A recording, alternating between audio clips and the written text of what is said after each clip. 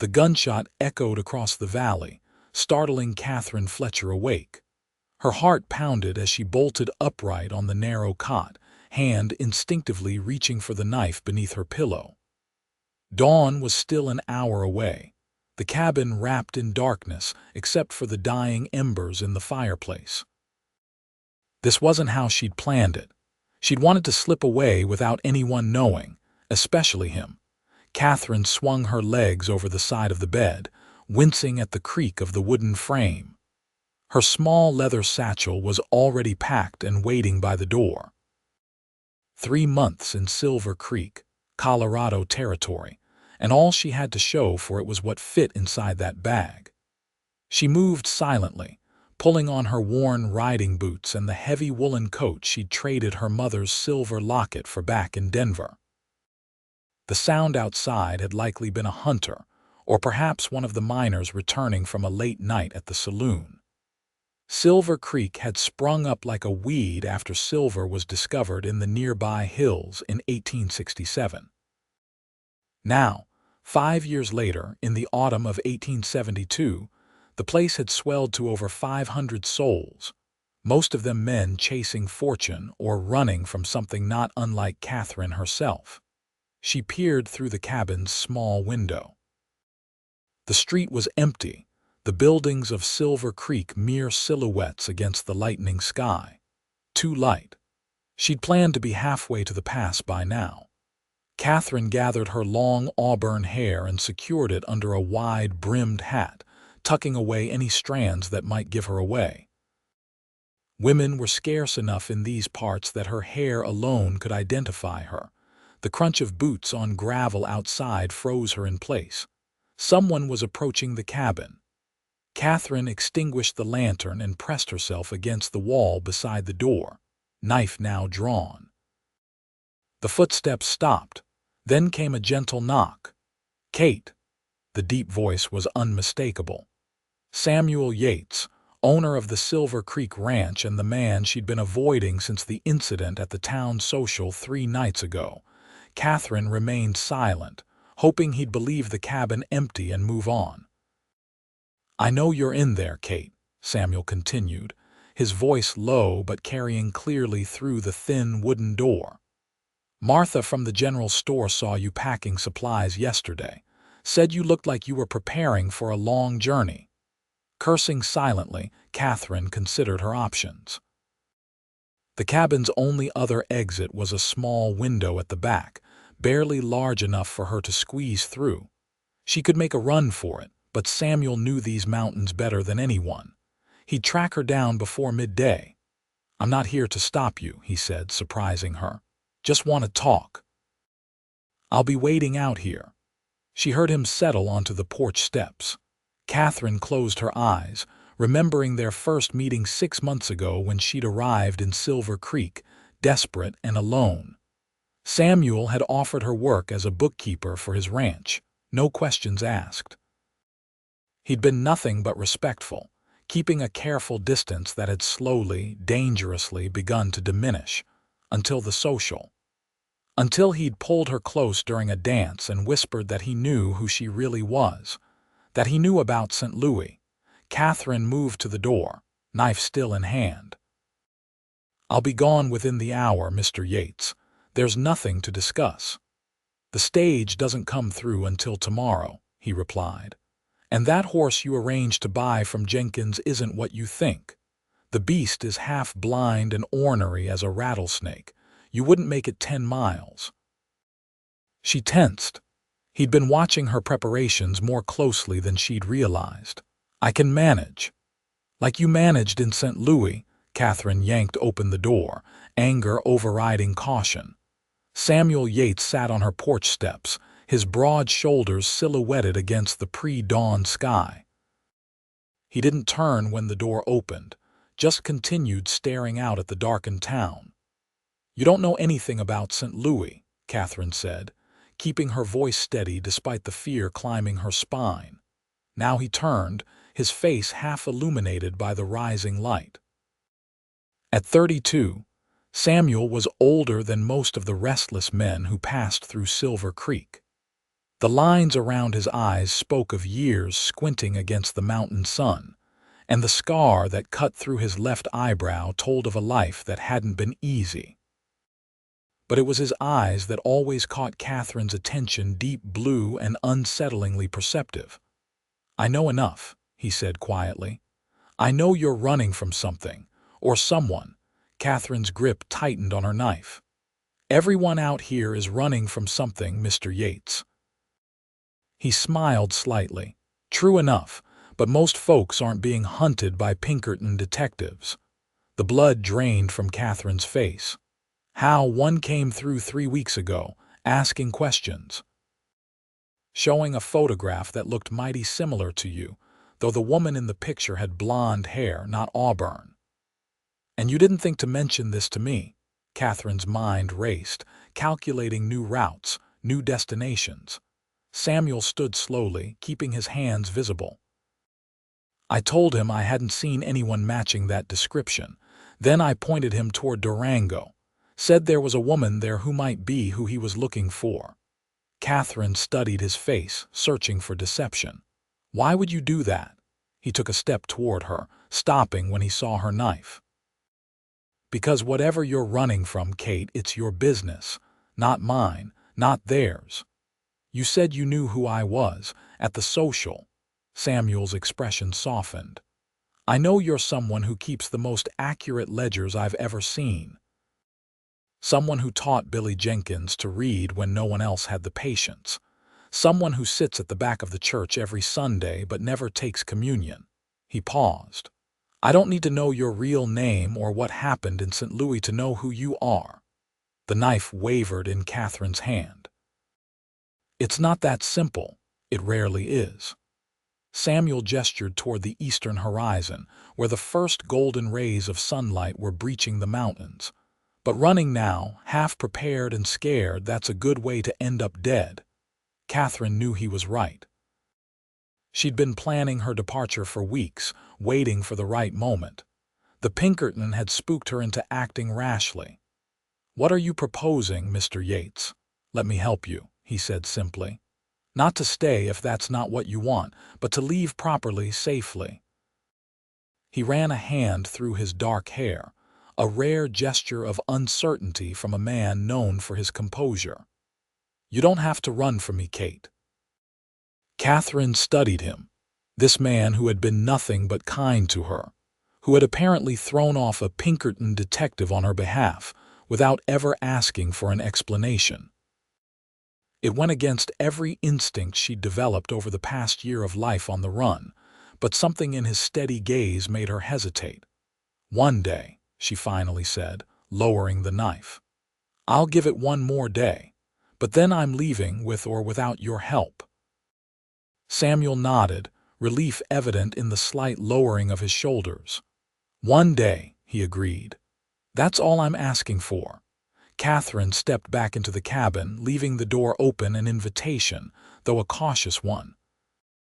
As Samuel followed her inside, the rising sun cast long shadows across Silver Creek, a town Katherine had never intended to call home, even temporarily. Now she wondered if leaving would be as easy as she'd once thought. The cabin felt smaller with Samuel inside it. Katherine moved to stoke the dying fire, aware of his presence behind her, solid and imposing yet keeping a respectful distance. "You'll need supplies," he said, settling into the room's only chair. "Food that'll keep, ammunition, proper maps." Katherine knelt by the fireplace, adding kindling to the embers. "I've managed this far on my own, Mr. Yates." "Samuel," he corrected gently. "After 6 months of working together, I think we're past formalities." She didn't respond to that, focusing instead on the small flames now licking at the wood. "The Pinkerton. What exactly did you tell him?" Samuel leaned forward, elbows on his knees. "That I'd never seen a blonde woman matching his description. That if I had, I would have remembered, what with women being scarce in these parts." His mouth quirked in a half-smile. "I might have suggested that Durango had several new saloon girls recently arrived from the East. Despite herself, Katherine felt a smile tug at her lips. And he believed you. Men tend to believe what fits their expectations. Samuel's eyes met hers. He was looking for a frightened woman traveling alone, not a confident bookkeeper with dyed hair working for one of the territory's more established ranches. Katherine touched her hair self-consciously. The auburn color came from walnut shells and henna, applied meticulously every few weeks. How did you know it was dyed? I didn't until just now, Samuel admitted, eyes crinkling. But I suspected. Your eyebrows are a shade lighter. Heat rose to Katherine's cheeks. She stood abruptly, moving to the small table where she'd left yesterday's coffee pot. Would you like some coffee? It'll need reheating. Samuel nodded, recognizing her need to change the subject. That would be welcome. Been up since 4 checking on a sick mare. Katherine busied herself with the coffee, grateful for the mundane task to occupy her hands. I don't understand why you're helping me. I'm a liability to you now. Is that how you see yourself? As a liability? He sounded genuinely curious. She set the coffee pot on the stove, turning to face him. A woman with a Pinkerton detective on her trail. Yes, that's precisely what I am. Samuel considered this, his weathered face thoughtful. When I came out west, I was running too, he said finally. Not from the law, but from memories. From a war that took my brother and left me with this. He gestured to the scar through his eyebrow and another, less visible one that disappeared into his collar. Someone helped me when they had no reason to, gave me a chance to build something new. And that's what you're doing. Paying forward a kindness. His eyes held hers steadily. I'm helping someone I care about. It's as simple and as complicated as that. The straightforward declaration hung in the air between them. Katherine turned back to the stove, her hands trembling slightly as she poured the reheated coffee into 2 chipped mugs. Samuel Yates cared about her. It was both what she feared and what a small, carefully guarded part of her had hoped. Here, she said, handing him a mug and sitting on the edge of her bed, maintaining distance between them. So what's your plan for helping me leave safely? Samuel took a sip of the strong coffee before answering. First, we need to know if the Pinkerton is truly gone or if he left eyes and ears in town. Martha at the general store hears everything. We'll start there. Katherine nodded slowly. And then we get you proper supplies. Not from here, too obvious. I need to ride to Burlington tomorrow for ranch business. It's a larger town, less likely for questions to be asked. You could come along, shop for what you need. The idea of traveling openly with Samuel, even for a day, made Katherine nervous.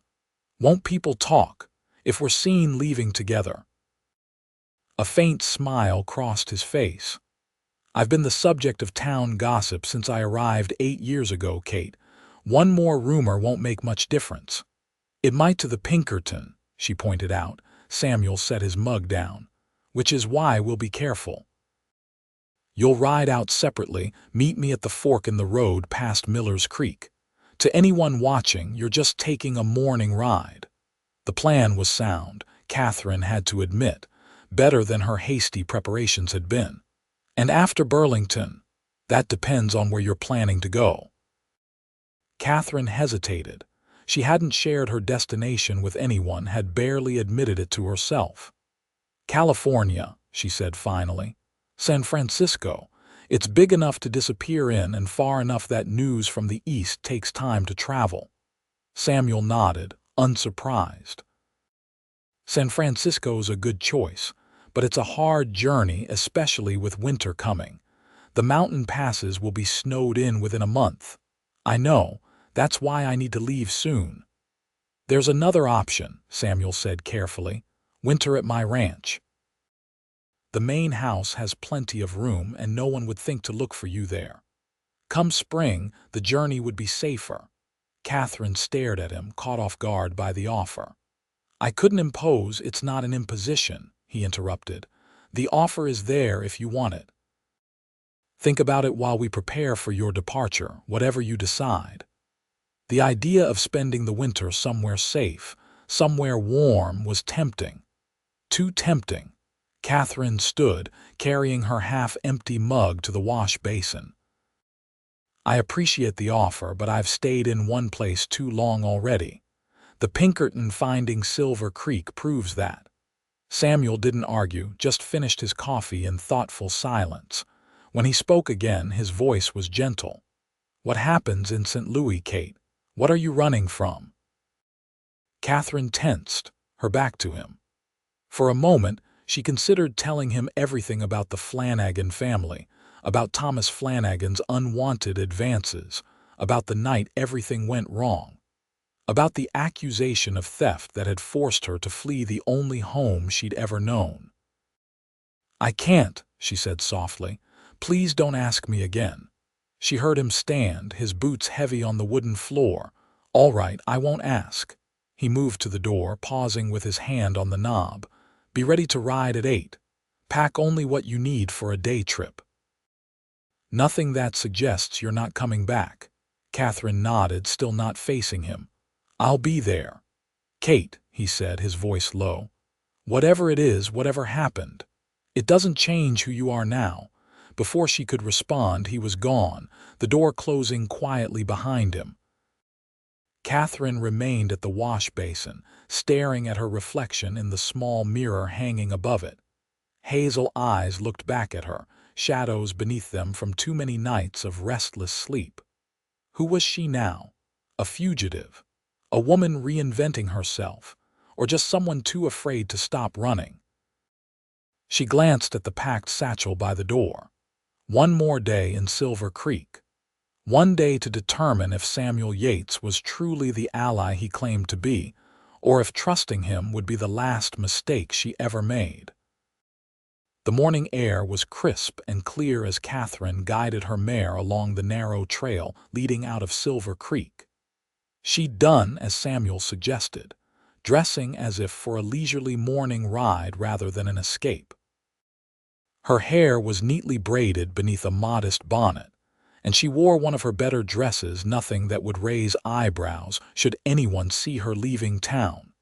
Katherine had spent a restless night considering her options. Samuel's offer of winter sanctuary was tempting, but experience had taught her that safety was often an illusion. Yet his apparent willingness to help her escape without demanding explanations suggested a trustworthiness she rarely encountered. As she approached the fork in the road past Miller's Creek, she spotted Samuel already waiting, sitting tall in his saddle atop his chestnut stallion. He dressed for business in a clean shirt and his best coat, looking every bit the prosperous rancher he was. When he spotted her, he touched the brim of his hat in greeting but didn't smile, maintaining the appearance of a casual encounter for any watching eyes. "Miss Fletcher," he said formally as she drew alongside him. "Fine morning for a ride." Katherine nodded, playing along with the pretense. "Indeed it is, Mr. Yates. I understand you're headed to Burlington today." "I am. Ranch business." He glanced behind her, scanning the trail before continuing in a lower voice. "Any trouble leaving town?" "None," Katherine replied, though Mrs. Bailey was sweeping her porch as I passed. "She's sure to mention seeing me to anyone who asks." Samuel nodded, unsurprised. "Abigail Bailey hasn't missed a person coming or going in 20 years, but seeing you out for a morning ride won't raise suspicions." They set off together toward Burlington, keeping a conversational distance between their horses. For the first mile, they rode in silence, both watching for any sign of pursuit or observation. Once they crested the ridge that took them out of sight of Silver Creek, Samuel visibly relaxed. "We should be clear now," he said, guiding his horse closer to hers. "Burlington's about 3 hours' ride. We'll reach it by midday." Katherine studied their surroundings, rolling foothills giving way to the more dramatic peaks of the Rockies to the west. The autumn colors painted the landscape in golds and reds, beautiful but also a reminder of the approaching winter. The mountain passes to California would indeed be treacherous within weeks. "You truly believe the Pinkerton has moved on?" she asked, still uncertain of their safety. "For now," Samuel replied honestly. "These men are persistent, but they're also practical. He had a dozen towns to investigate, and Silver Creek is just one small settlement." "What exactly did he say? About why he was looking for me?" Samuel glanced at her, his expression carefully neutral. "He said a woman matching your description had fled St. Louis after stealing valuables from her employer. A substantial amount of jewelry, apparently." Catherine's laugh was bitter. "Of course that's what they told him. I take it that's not what happened." She looked away, focusing on the trail ahead. "No, that's not what happened."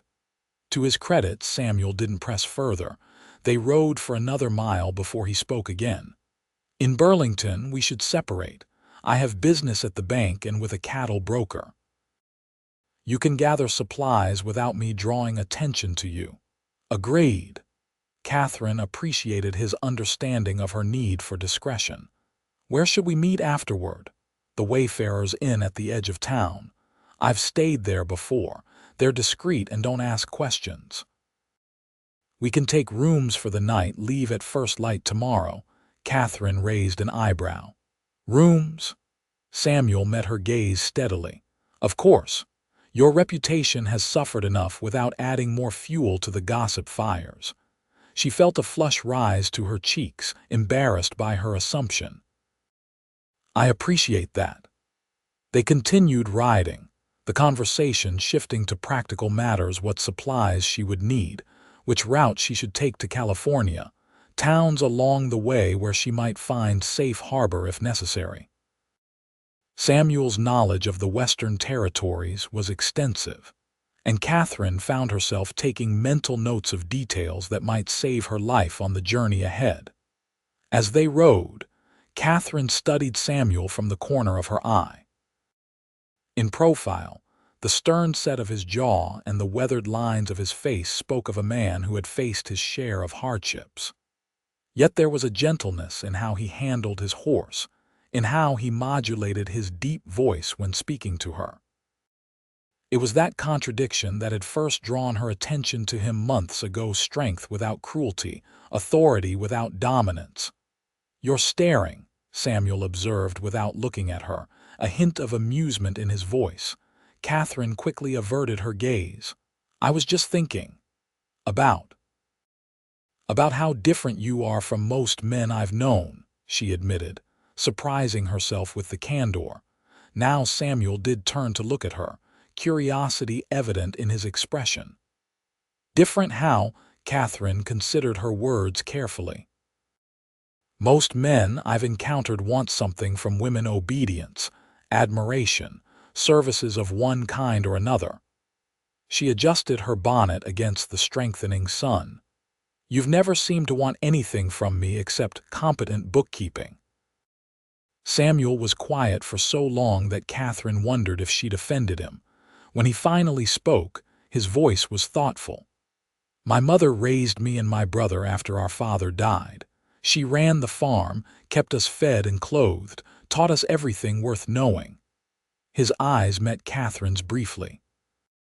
"Hard to see women as weaker or lesser when your first example of strength is a woman." The simple statement revealed more about Samuel Yates than any lengthy confession could have. Katherine nodded, understanding. "She sounds remarkable." She was. A shadow crossed his face. "Influenza took her the winter after my brother died at Antietam. Sometimes I think it was grief as much as sickness." "I'm sorry," Katherine said softly. Samuel straightened in his saddle, visibly setting aside the painful memories. "What about you? Your family must worry about you with you so far from home." It was Katherine's turn to go quiet. "My parents died when I was 16. Fever. I had a younger sister, but she—" The words caught in her throat. "She didn't survive either." Samuel's expression softened with genuine sympathy. So you were alone even before St. Louis? Yes. Katherine hadn't spoken of her family in years, the loss still raw despite the passage of time. I worked as a seamstress, then as a lady's companion. Eventually, I became a housekeeper for the Flanagan family. She stopped abruptly, realizing she'd revealed more than intended. Flanagan, Samuel repeated. The name's familiar. Thomas Flanagan is a banker, quite prominent in St. Louis society. Katherine kept her tone neutral, though her hands tightened on the reins. Samuel studied her face. And he's the one who accused you of theft, Katherine nodded stiffly. His wife's jewelry went missing. I was the obvious suspect, the housekeeper with no family, no connections to protect her. But you didn't take it. It wasn't a question, but Katherine answered anyway. No, I didn't. Samuel's jaw tightened almost imperceptibly. Then why run? Why not stay and fight the accusation? Katherine laughed, a sharp sound without humor. Fight? Against one of the wealthiest men in St. Louis, with no evidence except my word against his. She shook her head. No, Mr. Yates. Sometimes running is the only option left to those without power. They rode in silence after that, each lost in private thoughts. The trail widened as they approached the main road to Burlington, and they began passing other travelers, farmers with wagons of produce, a mail carrier on horseback, a family in a small carriage. Katherine pulled her bonnet lower, obscuring her face from casual observation. As the first buildings of Burlington came into view around midday, Samuel guided his horse closer to Katherine's. We'll separate here, he said quietly. The general store is on Main Street. They should have everything you need. The gunsmith is 2 doors down if you need ammunition. Katherine nodded, suddenly nervous about being on her own in an unfamiliar town. And we meet at the Wayfarers Inn. By 4 o'clock. It's at the western edge of town, can't miss it. Samuel reached into his coat and withdrew a small leather pouch that clinked with coins. Take this. Katherine immediately shook her head. I have money. I know you do. Samuel's voice was patient. But this isn't charity, it's an advance on the wages you're owed. You've kept my books for 6 months, and I haven't paid you what your work is worth. After a moment's hesitation, Katherine accepted the pouch, tucking it into her saddlebag. Thank you. Samuel touched the brim of his hat. 4 o'clock, he reminded her, then nudged his horse into a trot, heading toward the center of town. Katherine watched him go, a complicated mixture of emotions swirling within her. Trust didn't come easily to her, not anymore. Yet Samuel Yates had given her no reason to doubt him, had, in fact, gone out of his way to help her without demanding explanations or gratitude. Taking a deep breath, she guided her mare toward Burlington, steeling herself for the tasks ahead. 1 day of preparation, and then she would be on her way to California, leaving behind both Silver Creek and the enigmatic rancher who had offered her sanctuary. Burlington was considerably larger than Silver Creek, boasting brick buildings along its main street and sidewalks raised above the dusty road. Katherine tied her horse at a hitching post near the general store, straightening her skirts and adjusting her bonnet before entering. Inside, the store was well stocked, with goods from as far away as Chicago and St. Louis prominently displayed. The thought of St. Louis sent a shiver down her spine. Katherine pushed it aside and focused on gathering supplies: efficiently dried meat and beans, coffee, hardtack, a new canteen, waterproof matches, a heavy woolen blanket.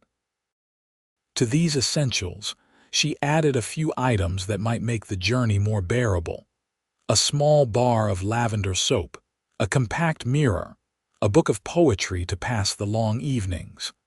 The proprietor, a balding man with spectacles, raised his eyebrows at her purchases. Planning quite the expedition, aren't you, miss? Katherine forced a pleasant smile. Just stocking up before winter. The journey back to my brother's homestead is quite long. The lie came easily, complete with details that would satisfy curiosity without raising suspicion. The man seemed to accept it, wrapping her purchases in brown paper and string. "Will that be all, miss?" Katherine hesitated, then nodded toward a display of weapons behind the counter. "I'll also take a box of cartridges for a Smith & Wesson revolver if you have them." If the man was surprised by this request, he didn't show it. He simply retrieved the ammunition and added it to her purchases. "That'll be $8.75 total." Katherine counted out the money, grateful for Samuel's contribution. Her own funds were dwindling faster than she liked to admit. With her supplies secured, Katherine moved on to the gunsmith, where she had her revolver cleaned and checked. The small weapon had been a parting gift from Mrs. Flanagan's brother, a retired Army officer who had taken a grandfatherly interest in Katherine during her employment. It was one of the few possessions she truly valued, not just for its practical use, but for the kindness it represented.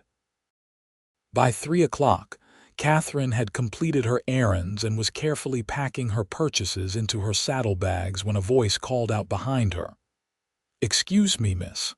Might I have a word?" She turned slowly, heart hammering. A man in a neatly pressed suit stood a few feet away, his expression pleasant but his eyes sharp and assessing. He wasn't the Pinkerton detective Samuel had described, but something in his bearing set off warning bells in Katherine's mind. "Yes," she replied, keeping her voice steady. "Forgive the intrusion," he said, taking a step closer. "But I couldn't help noticing you in the general store. You seemed to be preparing for quite a journey." Katherine's mouth went dry. "Just returning to my brother's homestead," she repeated her earlier lie. The man nodded, seemingly accepting this.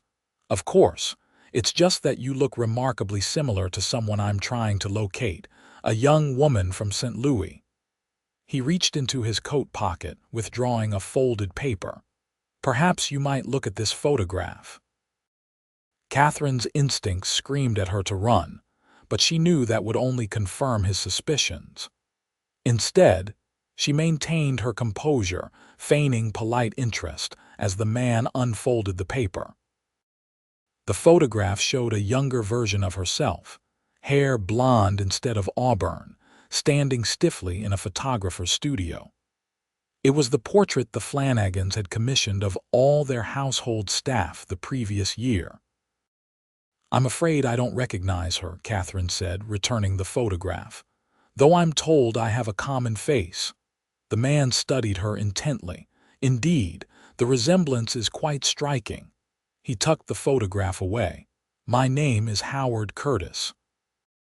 I'm an associate of the Pinkerton Detective Agency. And you are—" "Elizabeth Morgan," Katherine lied smoothly, using her mother's maiden name. "Visiting from Denver." Curtis smiled, but the expression didn't reach his eyes. "Well, Miss Morgan, if you happen to encounter this woman in your travels, I'd appreciate you sending word to the sheriff in Burlington. There's a substantial reward for information leading to her apprehension." "I'll certainly keep that in mind," Katherine promised, heart racing beneath her calm exterior. "If you'll excuse me, I should be on my way. My brother will be worried if I'm late." Curtis stepped aside with a slight bow. "Of course. Safe travels, Miss Morgan." Katherine mounted her horse, hyper-aware of Curtis watching her. She rode unhurriedly toward the western edge of town, fighting the urge to spur her mare into a gallop. Only when she was certain she was out of sight did she allow herself to breathe normally again. The Wayfarers' Inn appeared ahead, a two-story building set back from the road. Katherine dismounted, hands trembling slightly as she tied her horse. She needed to find Samuel immediately. The Pinkerton agency hadn't moved on. They'd sent a second detective, one who had nearly recognized her despite her changed appearance. Inside, the inn was dim and smoky, with a handful of patrons scattered at tables.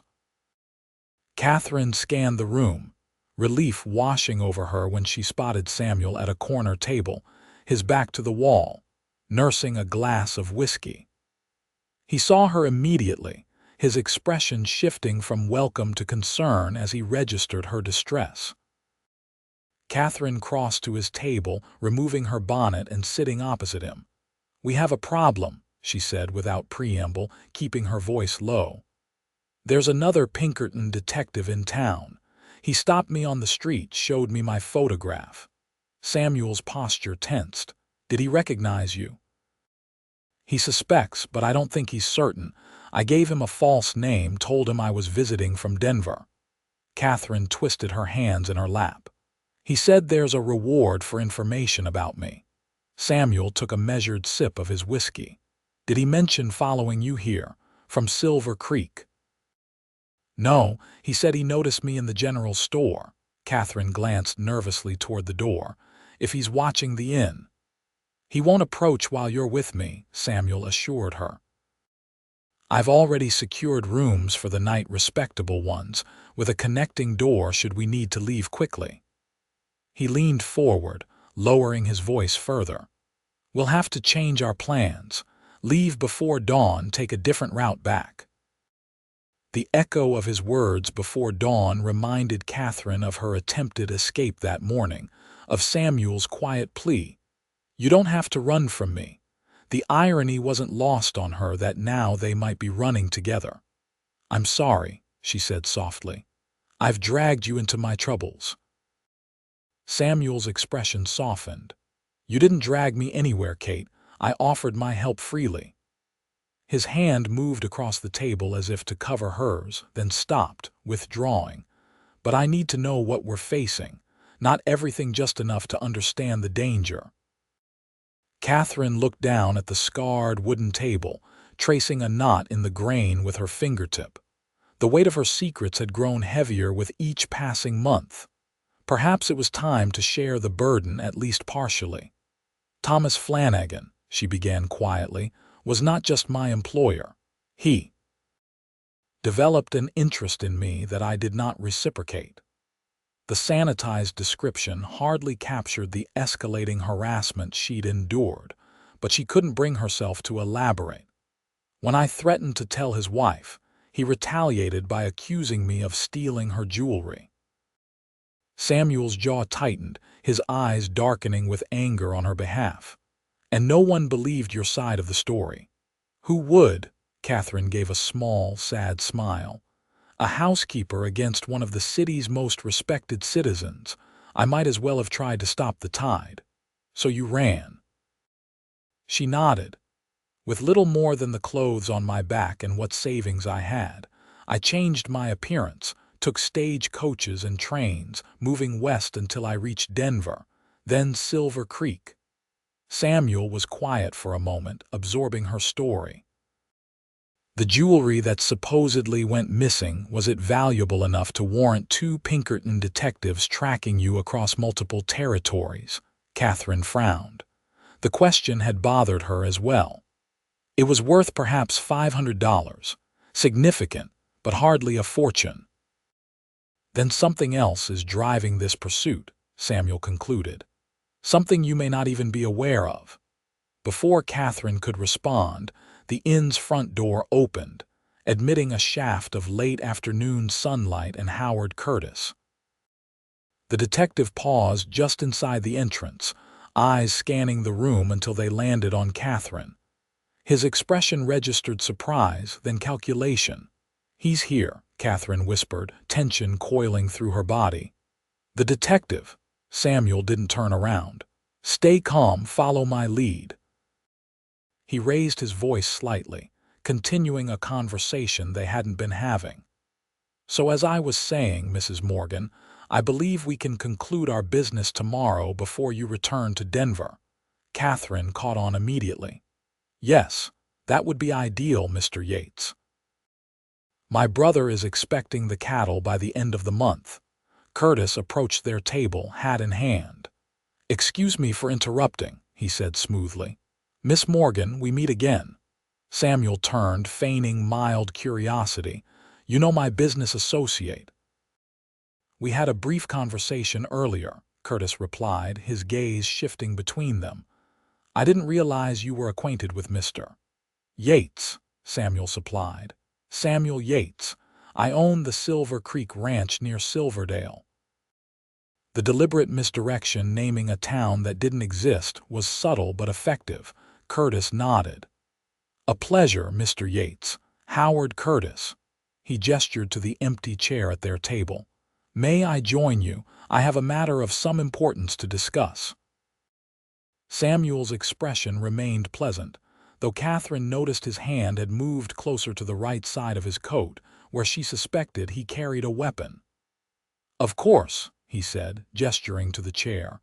Curtis sat, setting his hat on the table. "I'll be direct.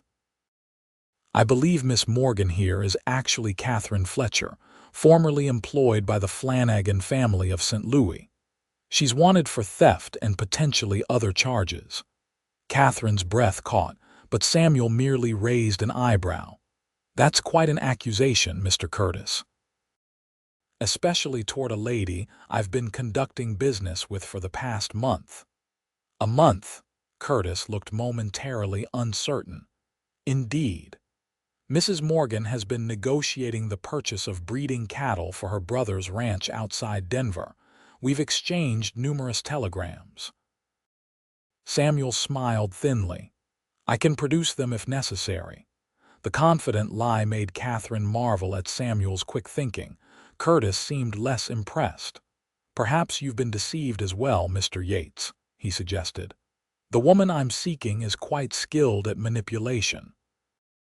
Something dangerous flickered in Samuel's eyes, though his voice remained cordial. "I find that people who accuse others of manipulation are often projecting their own tendencies, Mr. Curtis." The detective's expression hardened. "I'm simply doing my job, pursuing a fugitive from justice." "And I'm simply having a drink with a business associate," Samuel countered. "Unless you have proof of your accusations, I suggest you find another table." Curtis stared at Samuel for a long moment, clearly measuring the man across from him. Whatever he saw made him reconsider his approach. He stood, retrieving his hat. "My apologies for the intrusion," he said stiffly. "I'll be in Burlington for several more days. I'm sure we'll have opportunity to speak again." His gaze shifted to Katherine. "Good evening, Miss Morgan." They watched in tense silence as Curtis crossed to the bar, ordered a drink, and took a seat with a clear view of their table. Samuel finished his whiskey in one swallow, then stood, offering Katherine his arm. "Shall we retire, Mrs. Morgan? We have an early start tomorrow." Katherine took his arm, acutely aware of Curtis watching their every move. They crossed to the staircase, maintaining the pretense of a businesslike relationship while the detective's eyes bored into their backs. Once inside the relative safety of Katherine's room, with the door locked behind them, Samuel moved immediately to the window, checking the street below. "He'll be watching the inn all night," he said grimly. "We need to leave now while there's still light." "Now." Katherine was already removing her bonnet, her mind racing to adjust to this new development. "Won't that seem suspicious?" "Less suspicious than being caught trying to sneak out before dawn," Samuel pointed out. He moved to the connecting door between their rooms, opening it and retrieving his saddlebags. "I'll tell the innkeeper we received an urgent message and need to return to Silverdale immediately." Katherine nodded, quickly repacking her few belongings. "What if Curtis follows us?" "He might try," Samuel acknowledged. "But I know these mountains better than he ever could. There's a route through Bear Creek Canyon that few people are aware of. It's difficult terrain, but it will lose any pursuit." The efficiency with which Samuel adapted to the changing situation impressed Katherine. Within minutes, they had gathered their belongings and were heading downstairs. The innkeeper accepted Samuel's explanation about an urgent message without question, refunding half their payment for the rooms. Curtis watched them from his place at the bar, making no move to interfere but clearly noting their hasty departure. As they stepped outside to retrieve their horses, Katherine felt his eyes following them through the window. "He's going to follow," she murmured as Samuel helped her mount. "I'm counting on it," Samuel replied cryptically, swinging into his own saddle. "Stay close to me and be ready for a hard ride." They set off at a moderate pace through Burlington, heading west as if returning to Silver Creek by the main road. Only when they were a mile beyond the town limits did Samuel suddenly veer off the road, guiding his horse onto a narrow trail that wound up into the foothills. "This way," he called over his shoulder. "Keep up." Katherine urged her mare to follow, the animal picking her way carefully over the increasingly rocky terrain. The trail climbed steeply, weaving between pine trees and massive boulders. Samuel set a challenging pace, glancing back occasionally to ensure Katherine was keeping up.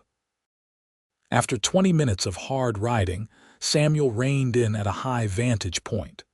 Katherine drew alongside him, both of them scanning the trail behind. "There," Samuel said quietly, pointing to a small dust cloud on the main road below. "Two riders moving fast." Katherine's heart sank. "Curtis and who else?"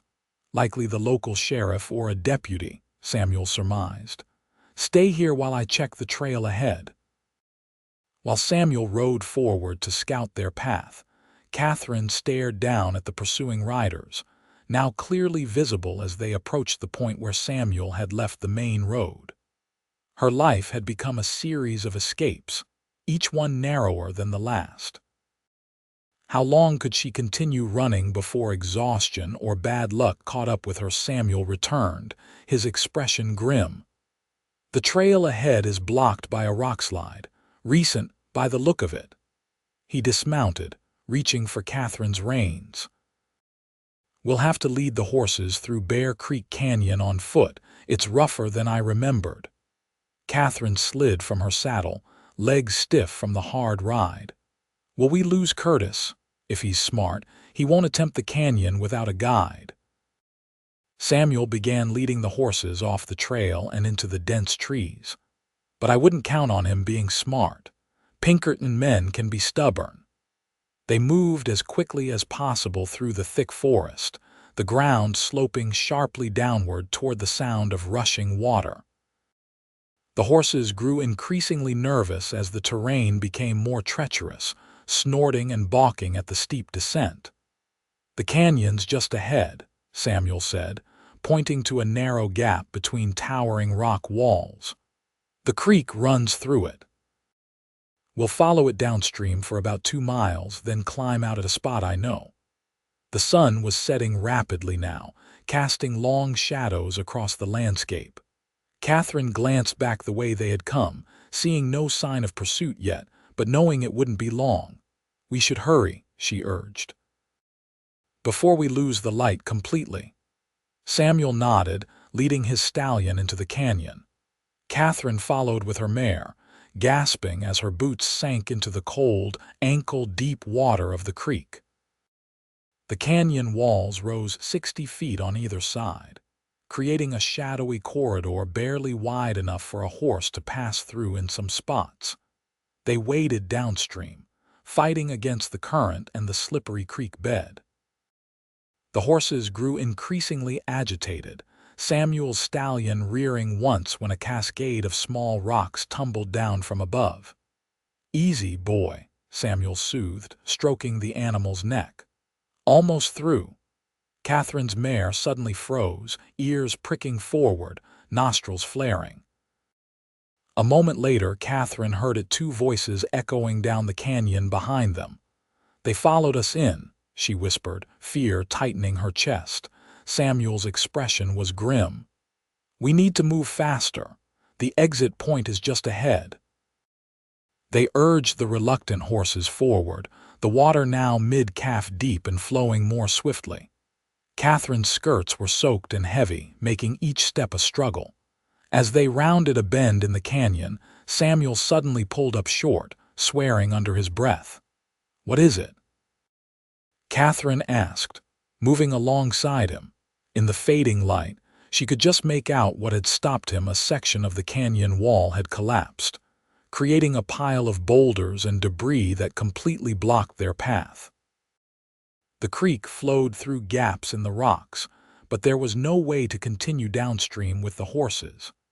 "This wasn't here the last time I came through," Samuel said, frustration evident in his voice. "Must have been the same storm that caused the rockslide on the trail." Katherine glanced back nervously. "What do? We can't go back." Samuel surveyed their surroundings, calculating. "There." He pointed to what appeared to be a game trail ascending the canyon wall to their right. "We can climb out there. The horses will struggle, but it's our only option." The voices behind them grew louder, accompanied by the splash of footsteps in the creek. Without further discussion, Samuel began leading his horse toward the steep trail. Katherine followed, her heart pounding with each passing second. The ascent was treacherous, the narrow path crumbling beneath their feet in places. The horses balked repeatedly, requiring all of Samuel and Katherine's persuasion to continue upward. Halfway up, Katherine's mare lost her footing, sliding backward several feet and nearly pulling Katherine down with her. "Hold on," Samuel called, reaching back to grasp Katherine's arm, steadying her while she calmed the panicked animal. Below, a voice called out, "I hear them, up ahead." With renewed urgency, they pressed forward, reaching the top of the canyon wall just as the last light faded from the sky. Samuel helped Katherine over the final ledge, then quickly guided the horses away from the edge, into the shelter of a dense stand of pines. "Stay here," he whispered, drawing his revolver. "I'll be right back." Before Katherine could protest, he had moved silently back to the edge of the canyon.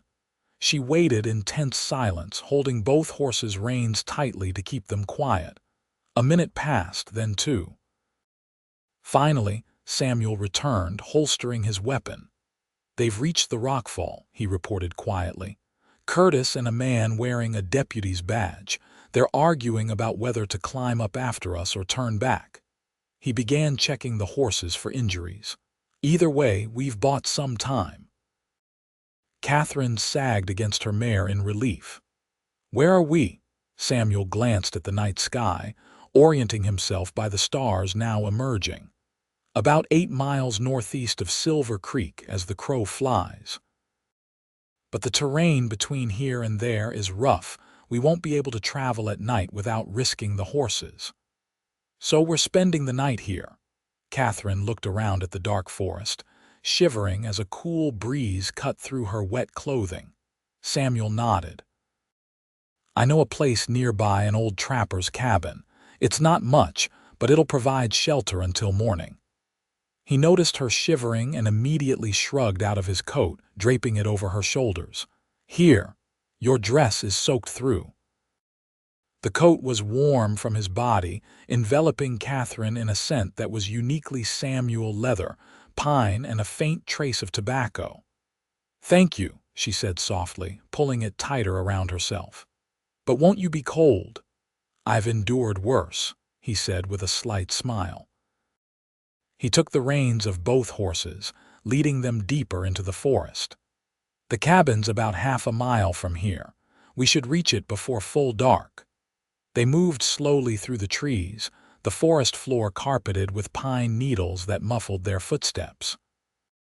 Despite her exhaustion and the danger still pursuing them, Katherine found herself struck by the beauty of the mountain night, the silver splash of stars overhead, the whisper of wind through the pines, the occasional call of a night bird. Samuel walked slightly ahead, his tall figure a reassuring presence in the gathering darkness. She studied him as they walked, this man who had risked his reputation and possibly his life to help her escape. Why would he do that for a woman he barely knew? The question had haunted her since his appearance on her porch that morning. Was it really possible that he simply cared for her? expected nothing in return in Catherine's experience. Men always wanted something. Yet Samuel had never pressed his advantage, never made her feel she owed him anything for his kindness. It was disconcerting, this unfamiliar territory of trust. The cabin appeared suddenly in a small clearing, little more than a crude shelter with walls of stacked logs and a sagging roof. Samuel approached cautiously, checking for signs of recent occupation before pushing open the weathered door. "Empty," he confirmed, disappearing inside briefly before emerging with a lantern. "I'll tend to the horses if you want to see about starting a fire. There should be dry wood stacked against the back wall." Katherine nodded, slipping inside the cabin while Samuel led the horses to a lean-to shelter nearby. The interior was a single room, dusty but surprisingly intact. A stone fireplace dominated one wall, with a rough wooden table and 2 chairs in the center. A narrow cot stood in one corner, piled with what looked like old furs. After lighting the lantern Samuel had found, Katherine located the woodpile and set about building a fire in the fireplace.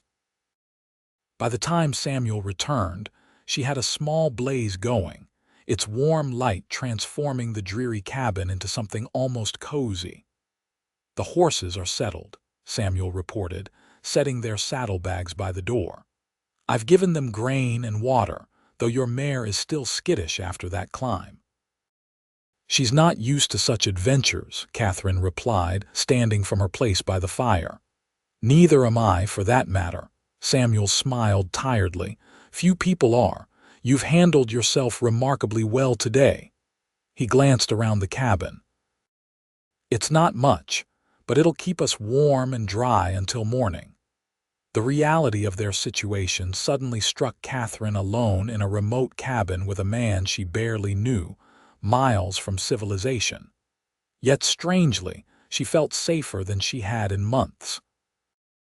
"You should get out of those wet clothes," Samuel said, reaching for his saddlebag. "I have a spare shirt that might serve as a nightgown of sorts. It would be warmer than your dress." Katherine hesitated, uncertainty flashing across her face. Samuel immediately understood her concern. "I'll wait outside while you change," he assured her. "Take your time." He handed her a clean flannel shirt, then stepped back outside, closing the door firmly behind him. Katherine stared at the closed door for a moment, touched by his consideration. Quickly, she stripped off her sodden dress and petticoats, hanging them near the fire to dry. Samuel's shirt was comically large on her slender frame, the sleeves hanging past her fingertips, but it was blessedly dry and warm. "You can come in now," she called, once she was decently covered. Samuel entered, carrying an armful of pine boughs. "For bedding," he explained, laying them on the floor near the fire. "You take the cot. I'll sleep here." Katherine frowned. "The cot's barely large enough for one person and those furs look ancient. The floor would be more comfortable for both of us." "I insist," Samuel said firmly. "It wouldn't be proper. Propriety seems the least of our concerns at the moment," Katherine interrupted with a small smile. "But if you're determined to be uncomfortable, I won't argue further." Samuel chuckled, the sound warming Katherine more than the fire. "Stubborn woman," he said, but there was fondness in his voice. They settled into a companionable silence, Samuel spreading his bedroll on the pine boughs while Katherine perched on the edge of the cot, combing through her damp hair with her fingers. The fire crackled, casting dancing shadows on the cabin walls. "Are you hungry?" Samuel asked, reaching for his saddlebag again. "I have some jerky and hardtack." Katherine nodded gratefully. "Starving, actually. We never did get dinner at the inn." He handed her a portion of the simple fare, then joined her on the cot, careful to maintain a respectful distance.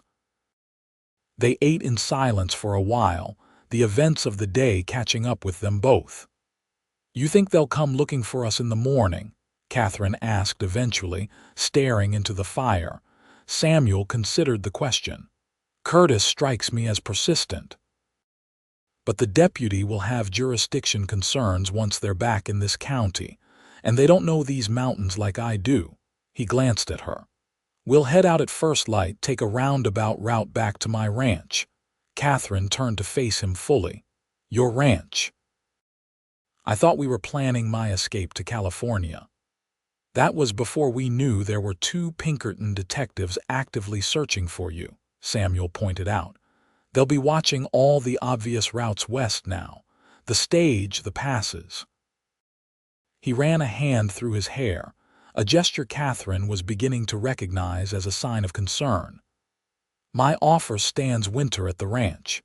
It's remote, defensible. By spring, they may have given up the search or at least moved on to other territories. The proposal was tempting, more tempting than Katherine wanted to admit. The prospect of a safe haven through the harsh mountain winter, of Samuel's steady presence nearby. But safety was an illusion she couldn't afford to believe in.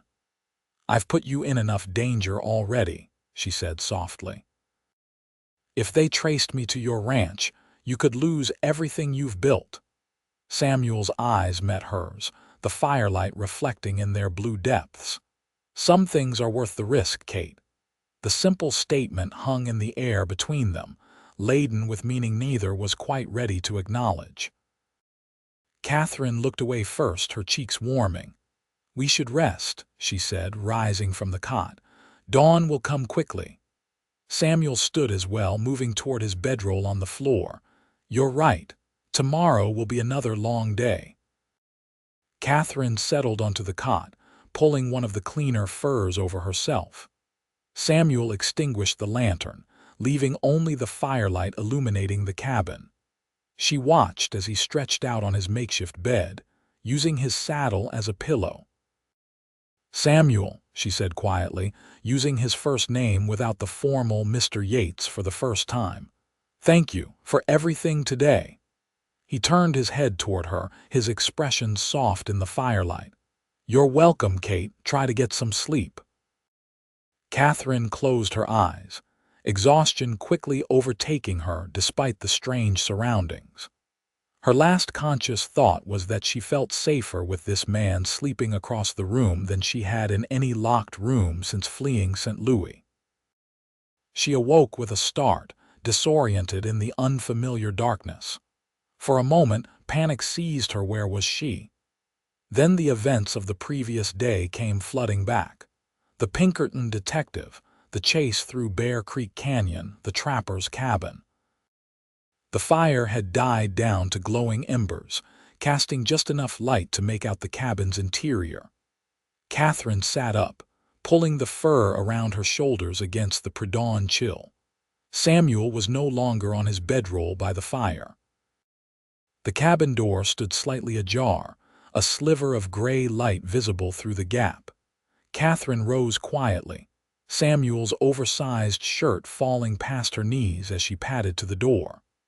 Outside, the first hint of dawn was lightening the eastern sky. Samuel stood a few yards from the cabin, his back to her as he scanned the surrounding forest.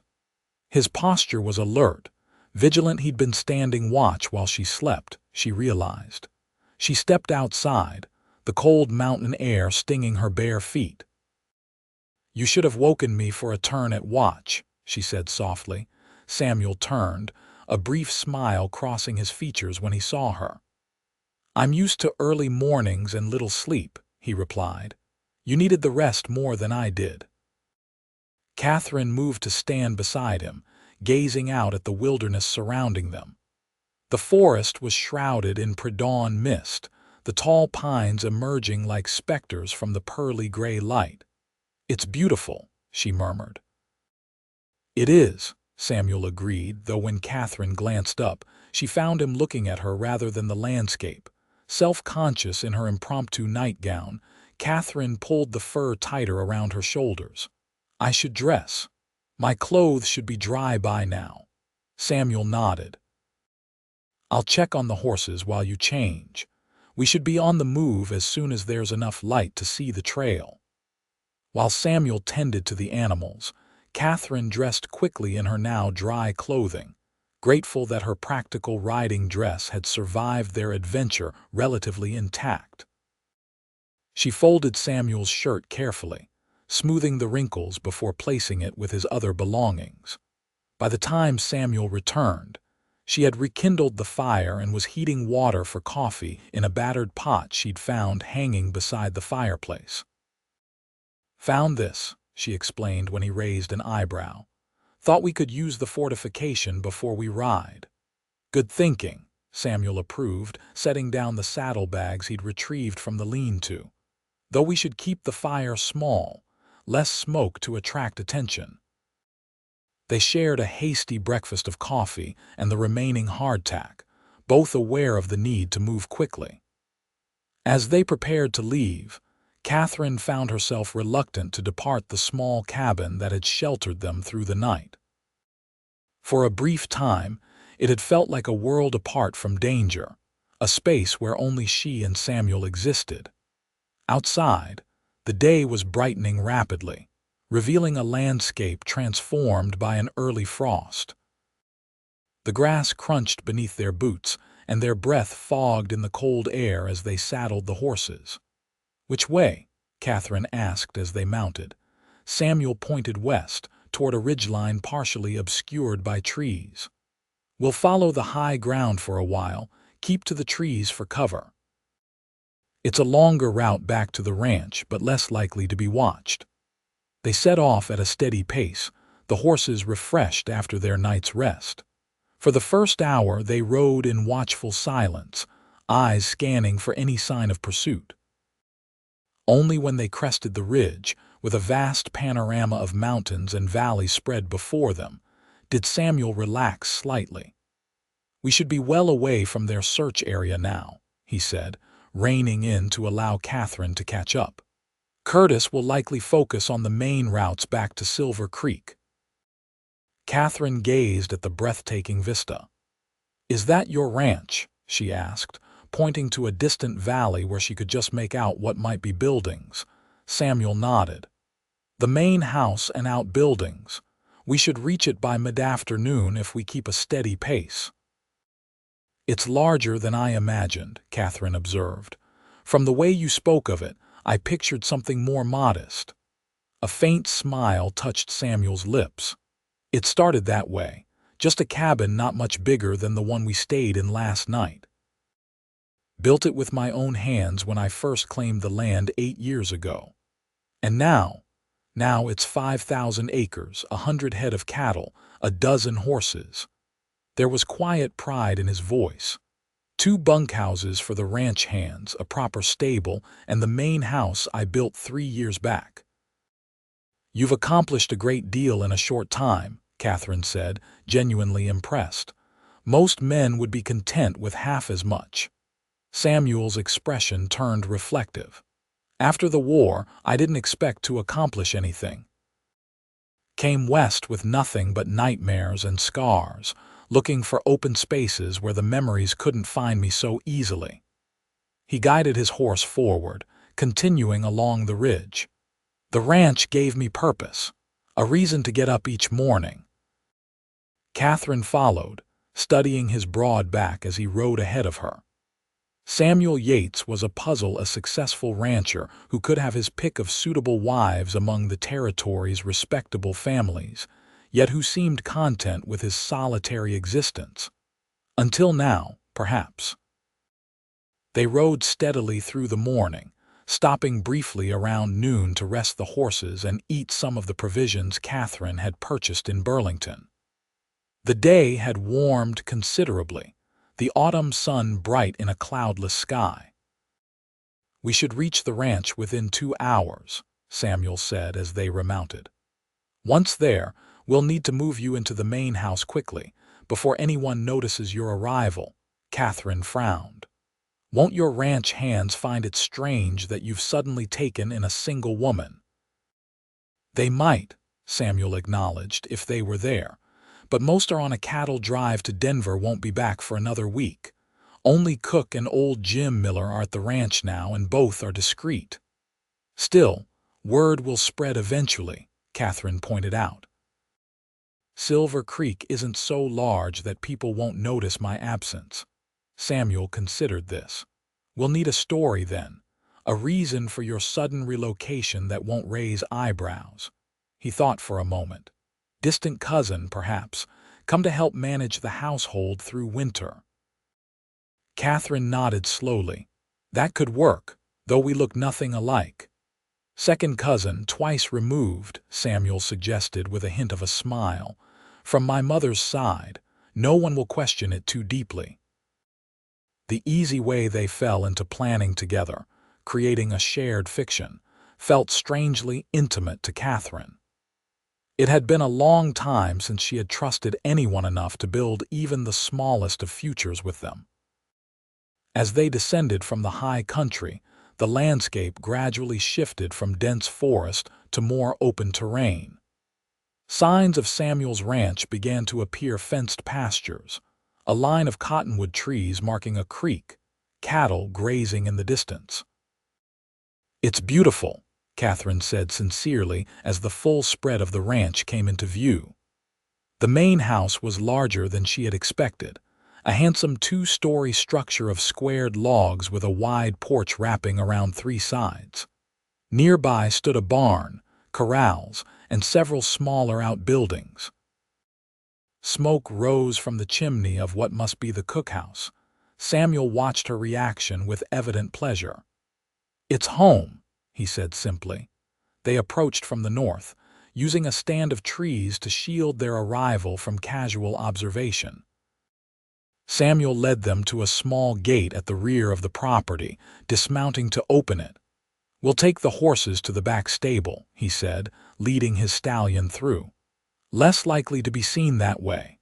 Katherine followed, a sudden nervousness gripping her. She was about to enter Samuel's world, his home, and the implications of that were only now becoming clear. She was putting herself entirely in his hands, trusting him with not just her safety but her reputation as well. The stable was cool and dim after the bright sunshine outside. Samuel helped Katherine dismount, his hands lingering briefly at her waist before he turned his attention to the horses. Katherine stood awkwardly, unsure what to do with herself in this unfamiliar setting. "Mr. Yates," a voice called from outside.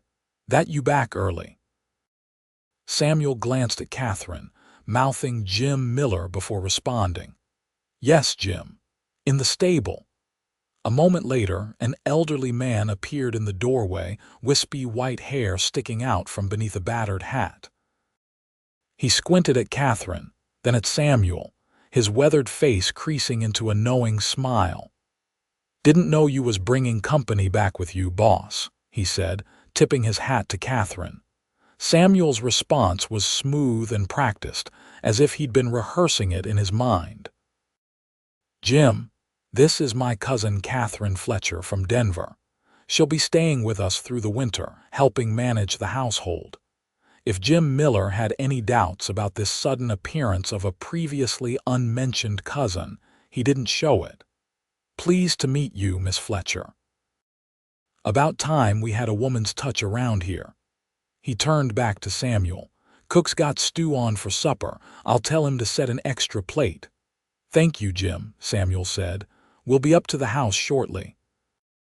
The old ranch hand nodded and ambled off, seemingly accepting the situation without question. Katherine let out a breath she hadn't realized she was holding. "That was easier than expected," she murmured. Samuel smiled. "Jim's been with me since the beginning. Doesn't ask questions he doesn't want to know the answers to." He returned to unsaddling the horses.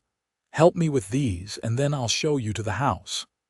They worked together to care for the animals, removing tack, brushing them down, providing fresh water and hay. Katherine found comfort in the familiar tasks, having grown up around horses in her youth. By the time they finished, some of her nervousness had abated. Samuel led her from the stable across a short stretch of open ground to the rear of the main house. A covered porch ran the width of the building, with a door opening into what proved to be a mudroom. Inside, Samuel hung his hat and coat on pegs by the door, then helped Katherine remove her own coat. "The kitchen's through there," he said, pointing to a doorway from which delicious smells were emanating. "But let me show you upstairs first, so you can freshen up before supper." He led her through a spacious main room furnished with sturdy, handcrafted pieces, a long table, comfortable chairs, bookshelves built into one wall. A stone fireplace dominated the far end, a fire already burning cheerfully in the grate. The room was undeniably masculine in its simplicity, but welcoming nonetheless. A staircase along one wall led to the second floor. Samuel guided Katherine up the stairs and down a short hallway with 4 doors. "My room," he said, indicating the first door. "This one will be yours." He opened the second door, revealing a pleasant bedroom with windows facing east and south. A 4-poster bed with a colorful quilt stood against one wall, while a dresser, washstand, and small writing desk completed the furnishings. "It's lovely," Katherine said, genuinely surprised by the room's comfort. She'd expected more Spartan accommodations. "It was meant to be a guest room, though you're the first to use it," Samuel explained. "There's a washroom at the end of the hall. Modern conveniences were my one indulgence when building the place." Katherine crossed to the window, gazing out at the view of mountains in the distance. "You've created something remarkable here, Samuel." He joined her at the window, standing close enough that she could feel the warmth radiating from him. "It was always meant to be a home, not just a place to live," he said quietly. "Though I admit it's felt empty at times." Their eyes met, an unspoken understanding passing between them. For a breathless moment, Katherine thought he might reach for her, but Samuel stepped back, clearing his throat. "I'll leave you to settle in," he said. "Supper's usually at 6. The washroom has hot water if you'd like to clean up." After he left, closing the door softly behind him, Katherine sank onto the edge of the bed, emotions swirling within her. In the space of a day, her life had been completely upended again. She'd gone from planning her solitary escape to California to accepting sanctuary in Samuel Yates's home. Was she making a terrible mistake, allowing herself to become dependent on this man she barely knew? Or was this the first time in years she was making the right choice, trusting someone who had proven worthy of that trust? Katherine had no answers, only the certainty that for now, at least, she was safe. And after months of constant fear, that alone was enough to bring tears of relief to her eyes. The days that followed took on an unexpected rhythm, a domesticity that Katherine had neither anticipated nor sought, yet found herself embracing.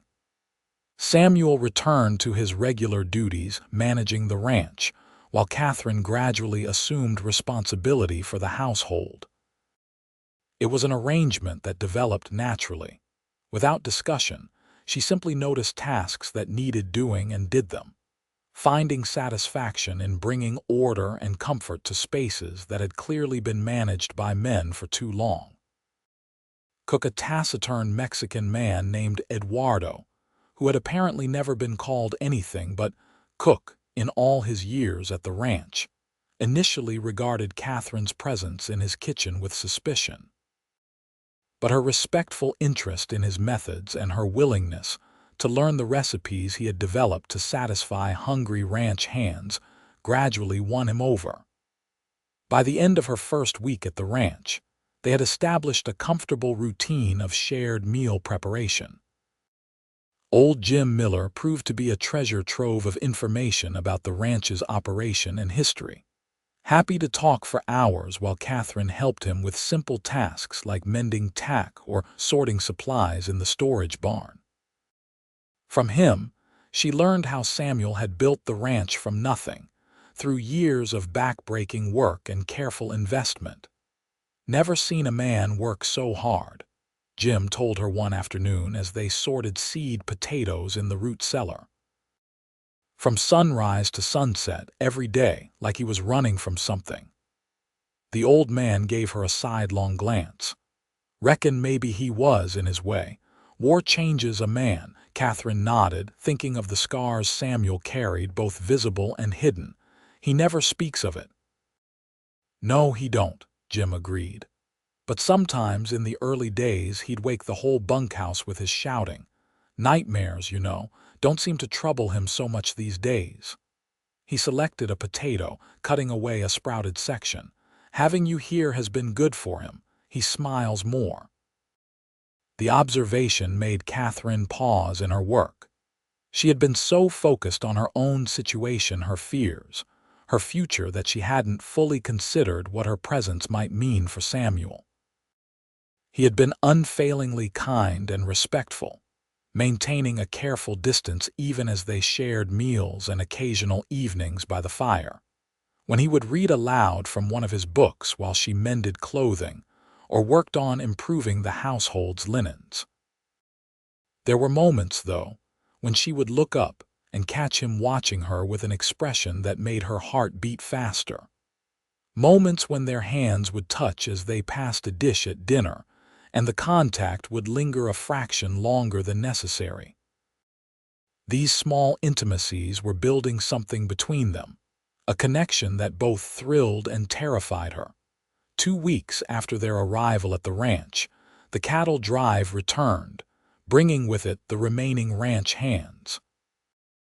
Samuel had prepared them for Katherine's presence with a letter sent ahead to the trail boss, establishing the cousin story before their return. Still, she felt the weight of curious eyes during that first supper with the full complement of workers. Samuel introduced her simply as my cousin Katherine, who will be staying with us through the winter. And the men accepted this with varying degrees of curiosity. Most were respectful, if awkward in the presence of a lady.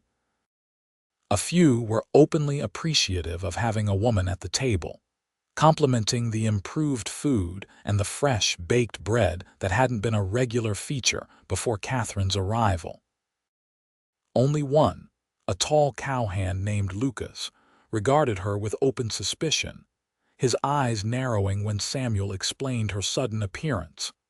"Funny you never mentioned having family in Denver before, boss," he commented, his tone just shy of insolent. Samuel met the man's gaze steadily. "There's a great deal about my past I haven't felt the need to share, Lucas. My family connections included." The subtle rebuke silenced the cowhand, but Katherine noticed him watching her throughout the meal with calculated interest. Later, as she helped cook clear the table, she asked him about Lucas. "Only been here 6 months, Cook said with a dismissive gesture. "Talks big, works little. Samuel Yates only keeps him on because hands are scarce before winter." He glanced toward the bunkhouse where the men had retired. "Be careful of that one, señorita. He has eyes that see too much." The warning stayed with Katherine, adding a new layer of anxiety to her situation. If Lucas became suspicious enough to start asking questions in town, or worse, to contact authorities. She raised the concern with Samuel that evening as they sat before the fire in the main room. He had been showing her a map of the surrounding territory, pointing out landmarks and routes that might be useful if she needed to leave quickly. "I noticed Lucas watching me today," she said, interrupting his explanation of a mountain pass. "He seems skeptical of our story." Samuel's expression darkened. "Lucas has been a problem since he arrived, more interested in drinking and fighting than in honest work." He set the map aside. "I've been meaning to let him go. This gives me another reason." "Won't that make him more suspicious?" Katherine asked. "More likely to talk in town, perhaps," Samuel acknowledged. "But he's more dangerous here where he can observe your comings and goings." He stared into the fire, considering. "I'll pay him out tomorrow, give him an advance on his wages if he agrees to move on immediately." Katherine twisted her hands in her lap. "I've caused you so much trouble already." Samuel reached across the space between their chairs, covering her hands with one of his own. "You haven't caused anything, Kate. The trouble was already there following you." His voice softened. "And having you here, it's been no hardship." The warmth of his hand on hers sent a flutter through Katherine's chest. She turned her palm upward, their fingers intertwining almost of their own accord. It was the most intimate contact they had shared, and it left her breathless with its simple tenderness. Samuel's eyes, reflecting the firelight, held hers. "Kate," he began, his voice rough with emotion. A sharp knock at the door interrupted whatever he had been about to say. Their hands separated hastily as Samuel rose to answer it. Jim Miller stood on the porch, his expression troubled. "Rider coming in fast, boss. Using the North Trail." Samuel tensed. "One of ours." The old man shook his head. "Don't recognize the horse." Katherine stood, alarm coursing through her. "The Pinkerton, possibly," Samuel said grimly. He crossed to a cabinet near the fireplace, unlocking it and withdrawing a rifle. "Jim, get cook and have him prepare a pack of food, just in case." He turned to Katherine. "Go upstairs, gather only what you absolutely need. Be ready to leave through the back if necessary." She nodded, hurrying toward the stairs as Samuel checked the rifle's loading mechanism. At the bottom step, she paused, looking back at him. "Samuel, it'll be all right, Kate," he assured her, though his expression was grim. "I promise to keep you safe, and I will." Katherine rushed upstairs, heart pounding. She had known this idyllic interlude couldn't last, had prepared herself for the moment when her past would catch up with her again. Yet the reality of it was still a shock, a cruel reminder that she might never truly escape. In her room, she quickly changed into her riding clothes, then stuffed essential items into a small bag, a change of clothing, the money Samuel had given her plus what she had saved, a small knife for protection. As she worked, she could hear the sound of hoofbeats approaching the house, then voices from below, Samuel's deep tones and another, unfamiliar voice. Katherine moved to the window, peering cautiously around the curtain. In the yard below, a man was dismounting from a lathered horse. Even from behind, she could tell it wasn't Howard Curtis or any other Pinkerton she had encountered. This man was younger, slighter of build, dressed more like a cowhand than a detective. Curious and cautious in equal measure, Katherine crept to her door, opening it just enough to hear the conversation from downstairs. "Looking for work, sir," the stranger was saying, his voice tinged with a slight Eastern accent. "They said in town you might be hiring before winter sets in." "Who told you that?" Samuel's voice was neutral, giving nothing away. "Bartender at the Silver Spur. Said you lost a hand recently." There was a pause, then Samuel spoke again, his tone slightly less guarded. "I did just yesterday, but I'm particular about who I hire, Mr. Taylor, sir." "Daniel Taylor." The conversation continued, with Samuel questioning the young man about his experience, his reasons for being in Colorado territory, his references. Katherine relaxed slightly as it became apparent this wasn't a threat connected to her situation. Still, the incident served as a sharp reminder of her vulnerability. She was still standing by the door when she heard footsteps on the stairs. Samuel appeared in the hallway, his expression relieved when he saw her ready for flight. "False alarm," he said quietly. "Just a drifter looking for work before winter." Katherine released a shaky breath. "I heard, did you hire him?" Samuel nodded. "He seems capable enough. Good with horses, according to his last employer. I've sent him to the bunkhouse for now." He noticed her packed bag and riding clothes. "You were ready to run."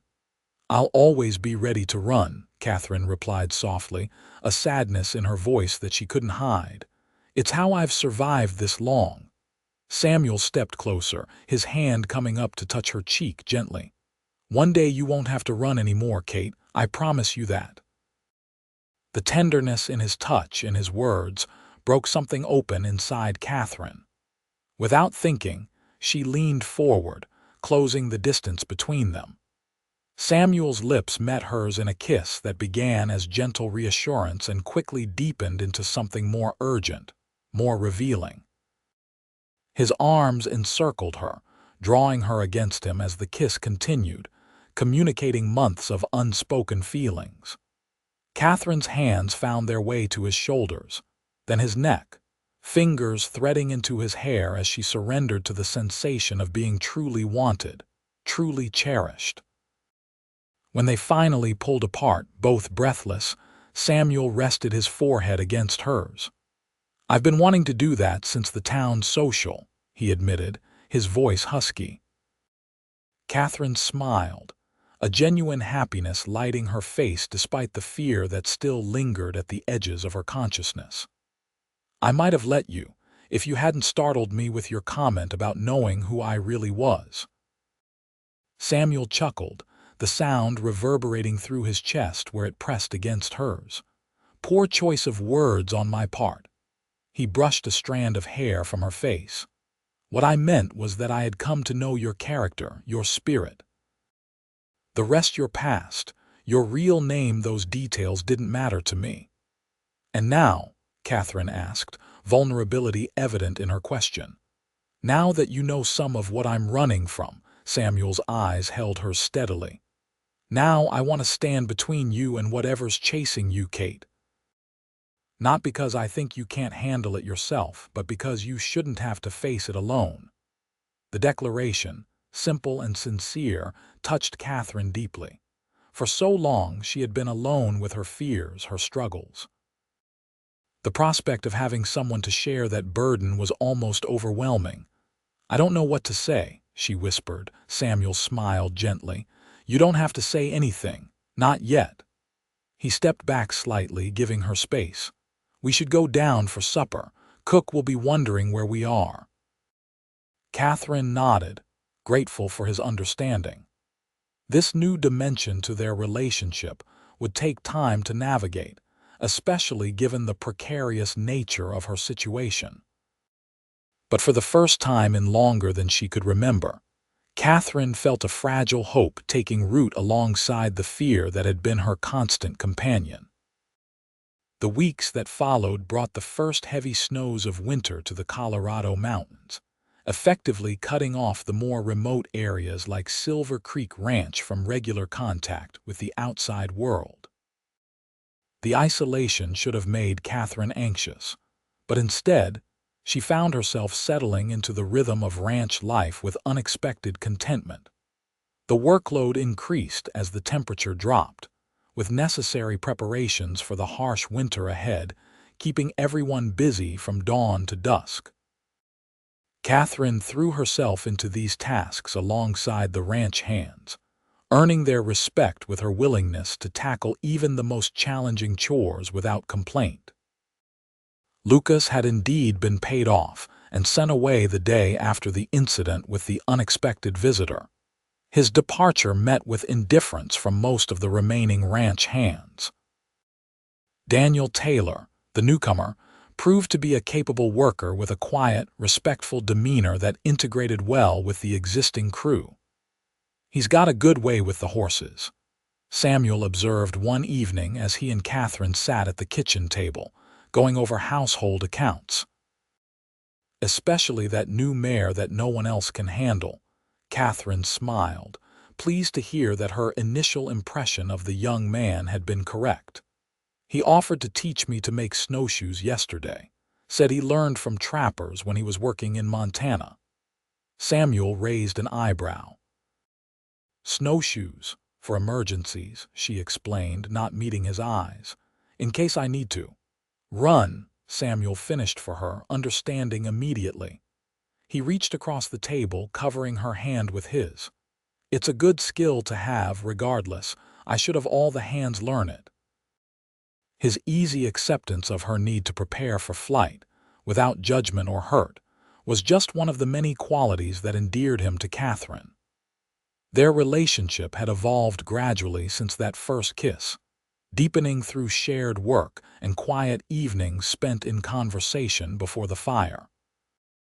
Samuel never pressed for more than she was ready to give, seeming content with the gentle affection they shared, hands clasped while walking, a kiss good night, comfortable silences that spoke volumes.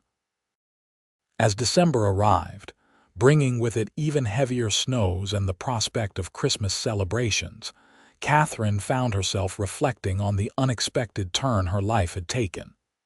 6 months ago, she had been fleeing St. Louis in terror, certain that she would never know safety or peace again. Now, against all odds, she had found both, along with a love she had never anticipated. For it was love, she realized one morning as she watched Samuel from the kitchen window, his tall figure moving through the swirling snow as he carried feed to the livestock sheltered in the barn. The recognition didn't come as a dramatic revelation, but as a quiet certainty, a natural culmination of all they had shared. That evening, as they sat before the fire in what had become their nightly ritual, Katherine found the courage to express what had been growing in her heart. "I never thanked you properly," she said softly, breaking a comfortable silence. Samuel looked up from the book he had been reading aloud. "For what?" "For that morning in Silver Creek, for stopping me from leaving." She met his gaze steadily. "For saying I didn't have to run from you." A smile touched his lips at the memory. "You were so determined to go, had that knife in your hand like you were ready to fight your way past me if necessary." "I was terrified," Katherine admitted. "When you said you knew who I was, I thought." She shook her head. "I've spent so long looking over my shoulder expecting the worst." And now, Samuel set the book aside, his full attention on her. Katherine took a deep breath. "Now I find myself hoping for the best, thinking of the future instead of just surviving the present." She hesitated, then added softly, "Thinking of a future with you." The words hung in the air between them, vulnerable and honest. Samuel rose from his chair, crossing to kneel before her, taking both her hands in his. "Kate," he said, his voice rough with emotion. "I've been trying to find the right moment, the right words."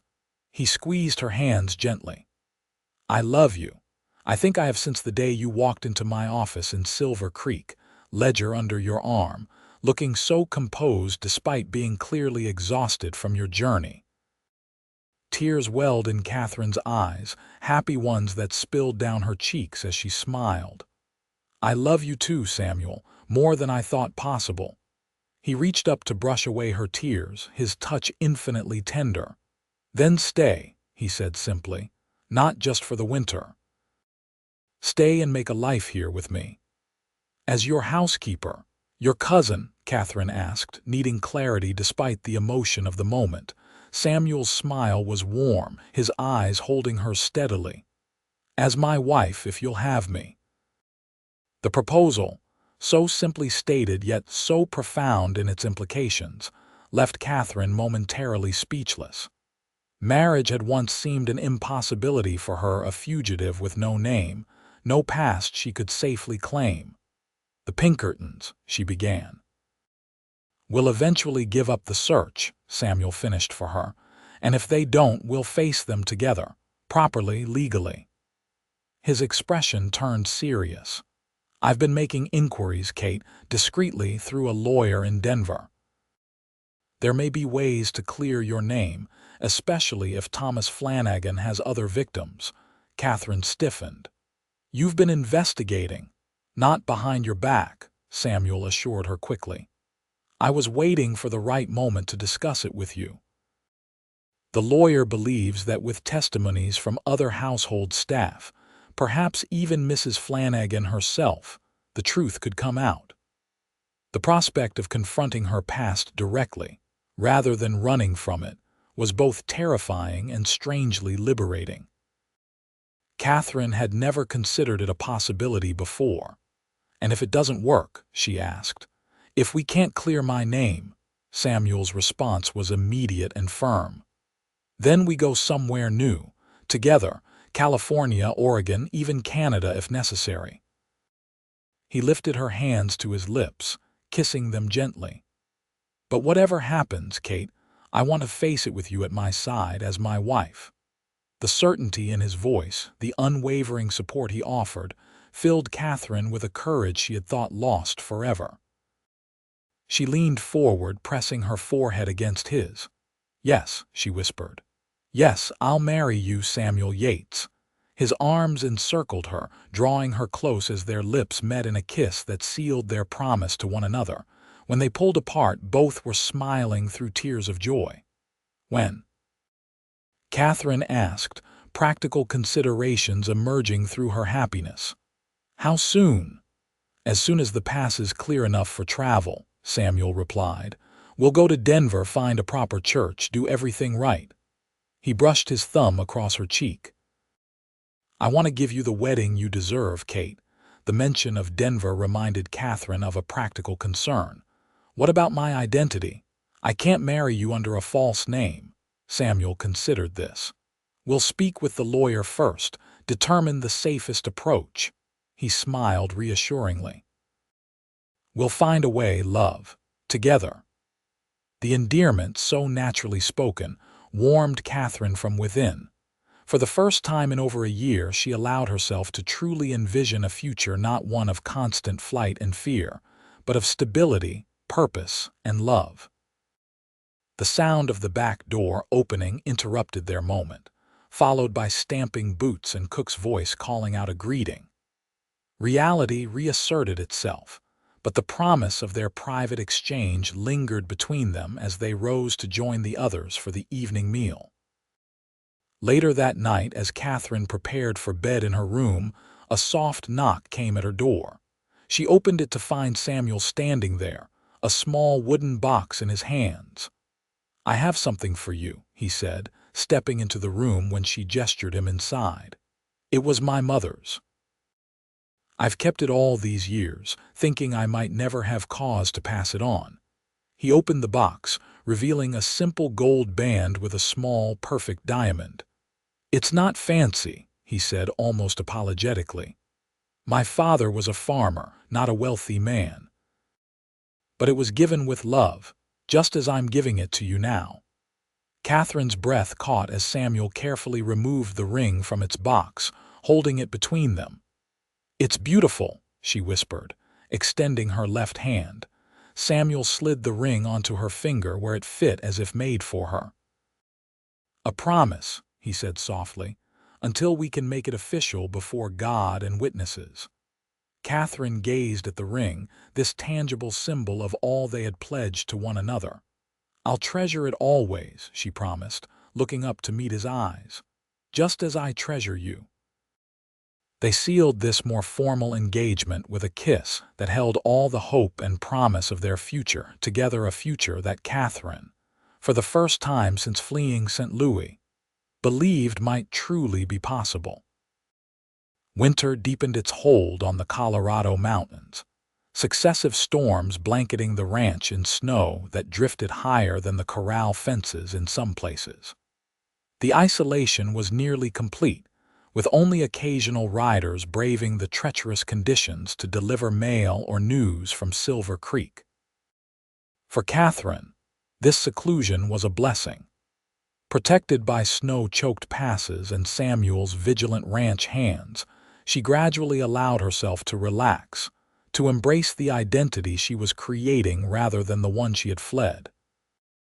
The engagement ring on her finger became a constant reminder of this new life taking shape, a talisman against the fears that still occasionally woke her in the night.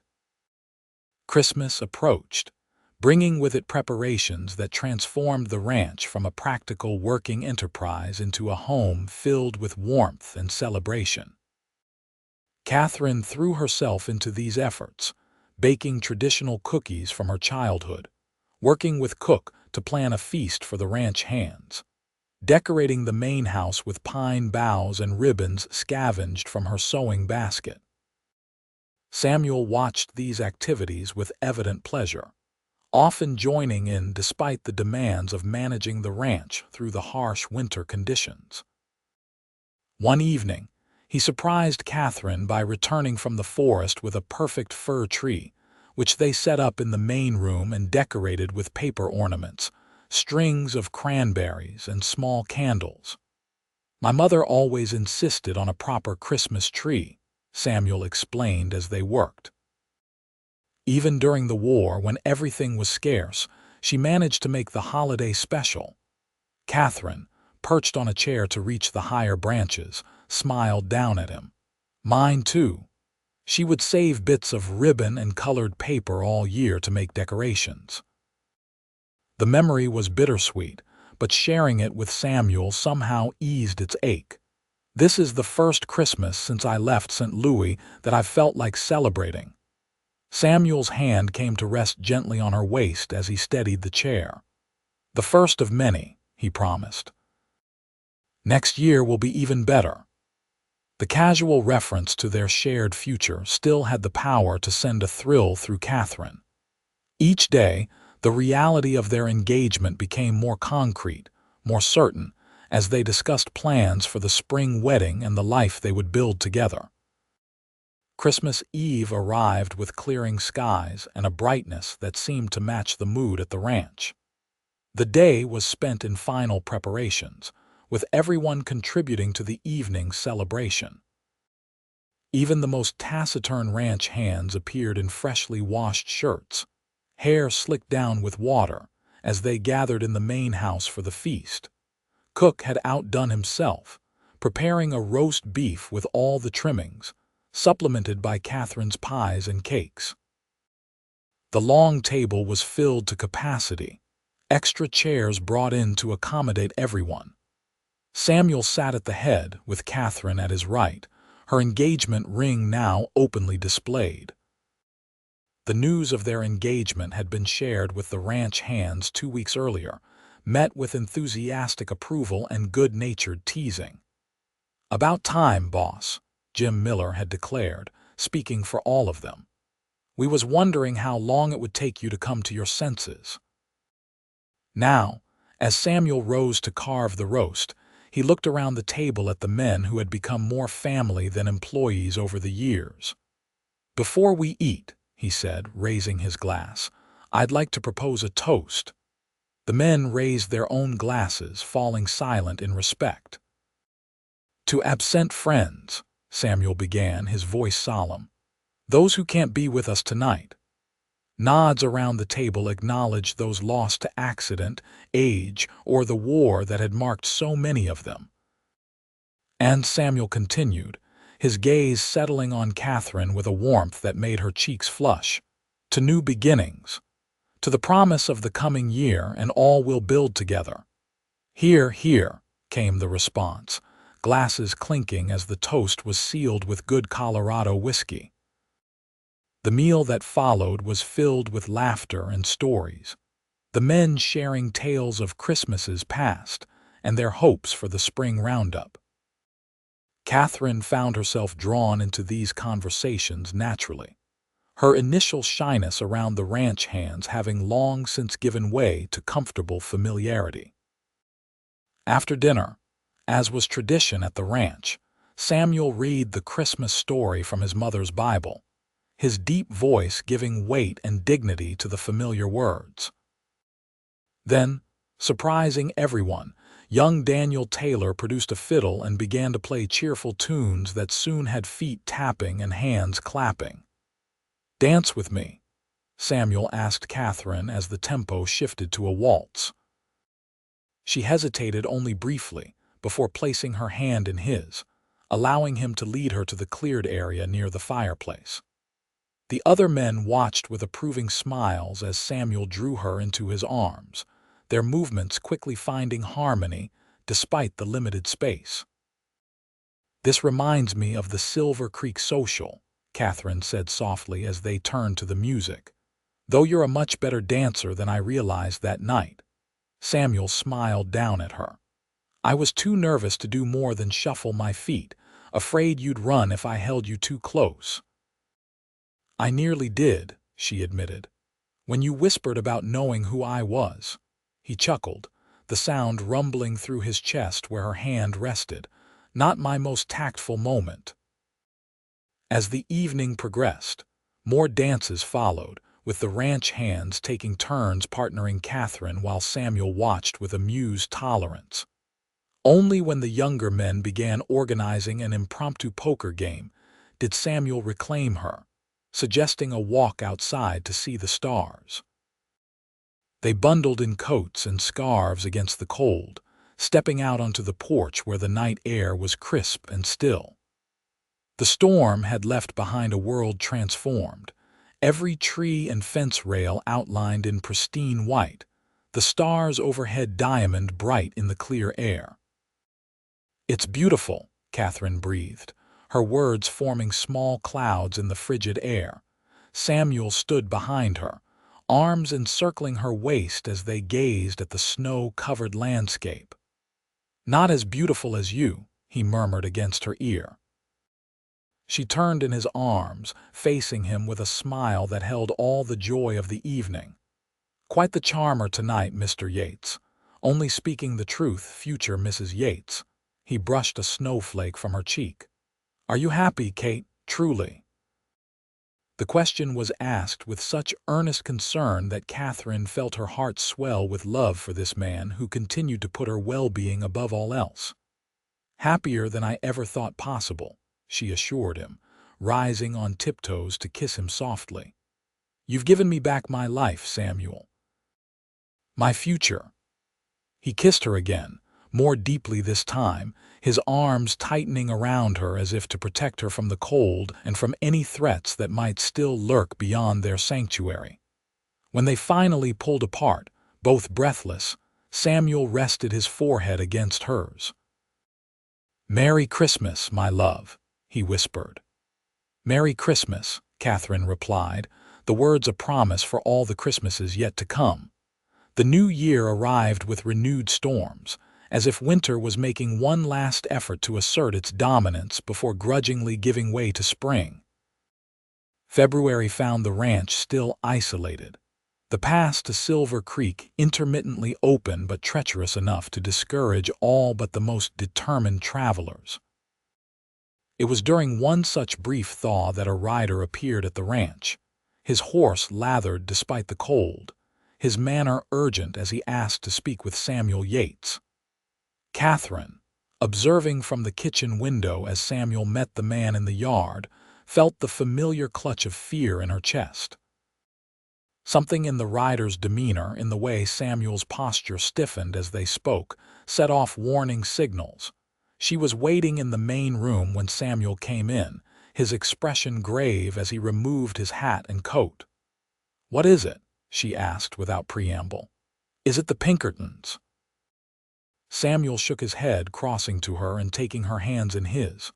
"No, not the Pinkertons. It's a message from Denver, from the lawyer I consulted about your situation." Katherine's heart raced. "What does he say?"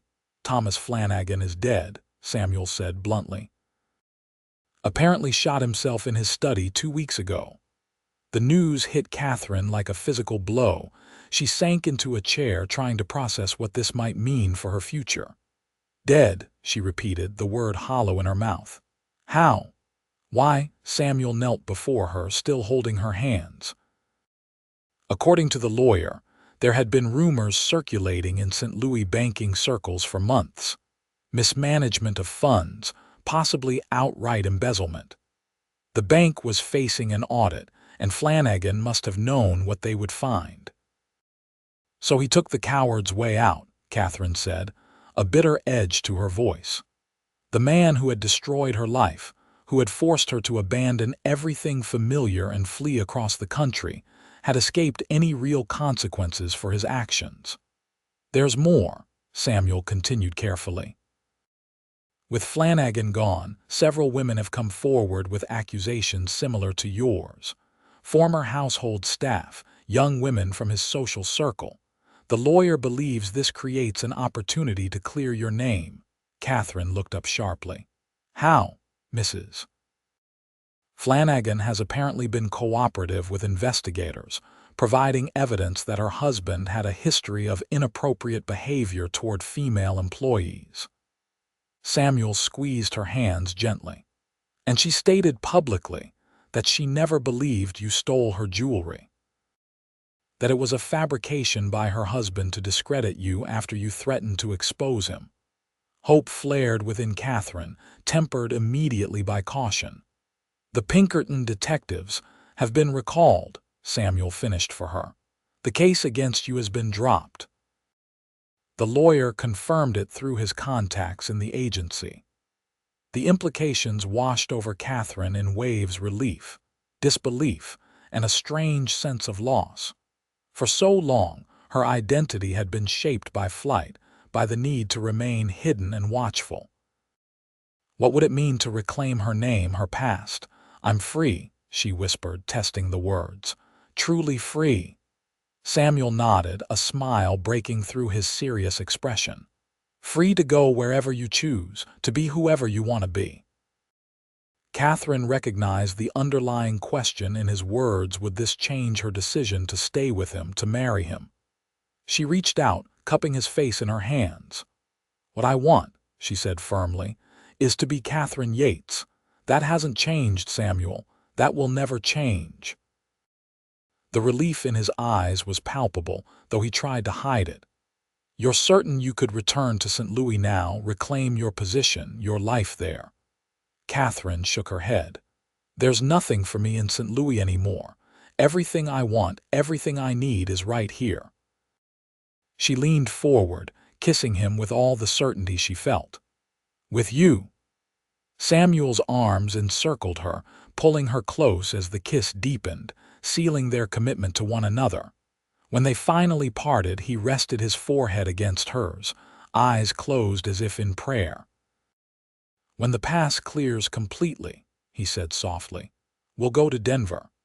Get married properly, with no shadows hanging over us." Katherine nodded, a sense of peace settling over her that had nothing to do with the legal clearing of her name and everything to do with the man before her. "I'd like that."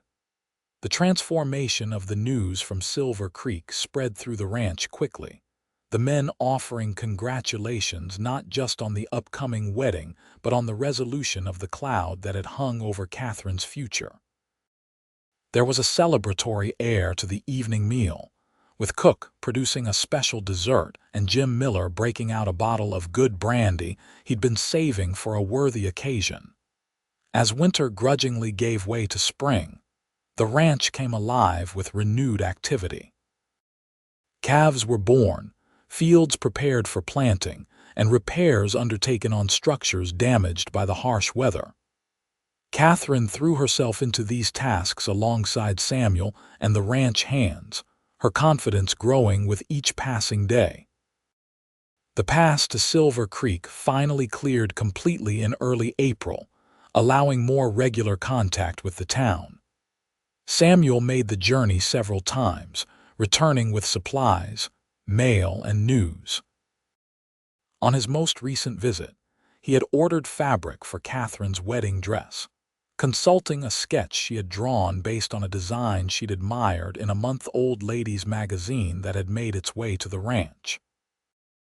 "The dressmaker says she can have it ready within 3 weeks," Samuel reported, pleased with himself for managing this surprise. "We could be married by the end of the month if that suits you." Katherine, who had been preparing bread dough in the kitchen, wiped flour from her hands and embraced him, not caring who might see. "It suits me perfectly," she assured him. "I've waited long enough to be your wife." The date was set for the last Saturday in April, with plans for a small ceremony in Denver, followed by a larger celebration at the ranch for those who couldn't make the journey. Invitations were sent to friends in Silver Creek and neighboring ranches, and preparations began in earnest for what would be the most significant event in the ranch's history. 2 weeks before the wedding, Katherine rode into Silver Creek with Samuel for final arrangements. It was her first visit to the town since their hasty departure months earlier, and she found herself both nervous and excited to be seen openly. no longer hiding her identity or her relationship with Samuel. The townspeople greeted her warmly, many expressing delight at the news of the upcoming wedding. Martha from the general store insisted on contributing a quilt she had been working on as a wedding gift, while the pastor's wife offered to arrange flowers for the ceremony in Denver. "You're quite the celebrity," Samuel observed with amusement as they left the general store, packages in hand. "Half the town seems determined to attend our wedding." Katherine smiled, linking her arm through his as they walked down the main street. "They're your friends, Samuel." "They're happy for you." "For us," he corrected gently. "They see what I've known all along, that you belong here with me." The simple statement warmed Katherine from within, reinforcing the rightness of her decision to stay, to build a life in this place that had become more home than anywhere since her parents' house in her childhood. As they approached the livery stable to collect their horses for the ride back to the ranch, a familiar figure emerged from the doorway of the Silver Spur Saloon across the street. Howard Curtis, the Pinkerton detective who had pursued Katherine to Burlington, stopped short when he saw them, his expression registering surprise and then recognition. Katherine froze, instinctively pressing closer to Samuel. Curtis stared at them for a long moment, then, to her astonishment, touched the brim of his hat in a gesture of acknowledgement before continuing on his way. "Did you see that?" Katherine whispered, watching the detectives retreating back. Samuel nodded, his arm protective around her waist. "He knows the case has been dropped. He's not here for you." The realization was liberating. She was truly free, no longer a fugitive, no longer forced to hide or run. The shadow that had hung over her for so long had finally lifted, leaving behind a clarity and peace she had almost forgotten was possible. They collected their horses and rode back to the ranch side by side, the spring sunshine warm on their faces, the mountains ahead of them crowned with the last of the winter snow. As they crested the final rise before the ranch came into view, Samuel drew his horse to a halt beside Katherine's. "Look," he said, gesturing toward the valley below where the ranch buildings nestled against the backdrop of mountains. "That's our future, Kate, our home." Katherine followed his gaze, taking in the scene: the sturdy main house, the barns and corrals, the pastures where cattle grazed, the distant fields newly planted. All of it represented security, stability, a life built on honest work and shared purpose. "Our home," she repeated softly, the words filling her with a quiet joy. Samuel reached across the space between them, taking her hand. "No more running," he said, echoing the words he had spoken that dawn in Silver Creek, words that had changed the course of her life. "Not from me. Not from anything." Katherine squeezed his hand, her heart full. "No more running," she agreed, "only moving forward, together." They continued down the slope toward the ranch, toward the life they would build together, a life born from chance and courage, from one woman's desperate flight and one man's steadfast heart. Behind them, the sun touched the mountain peaks, turning the last snow to gold, a fitting crown for their journey's end and their new beginning.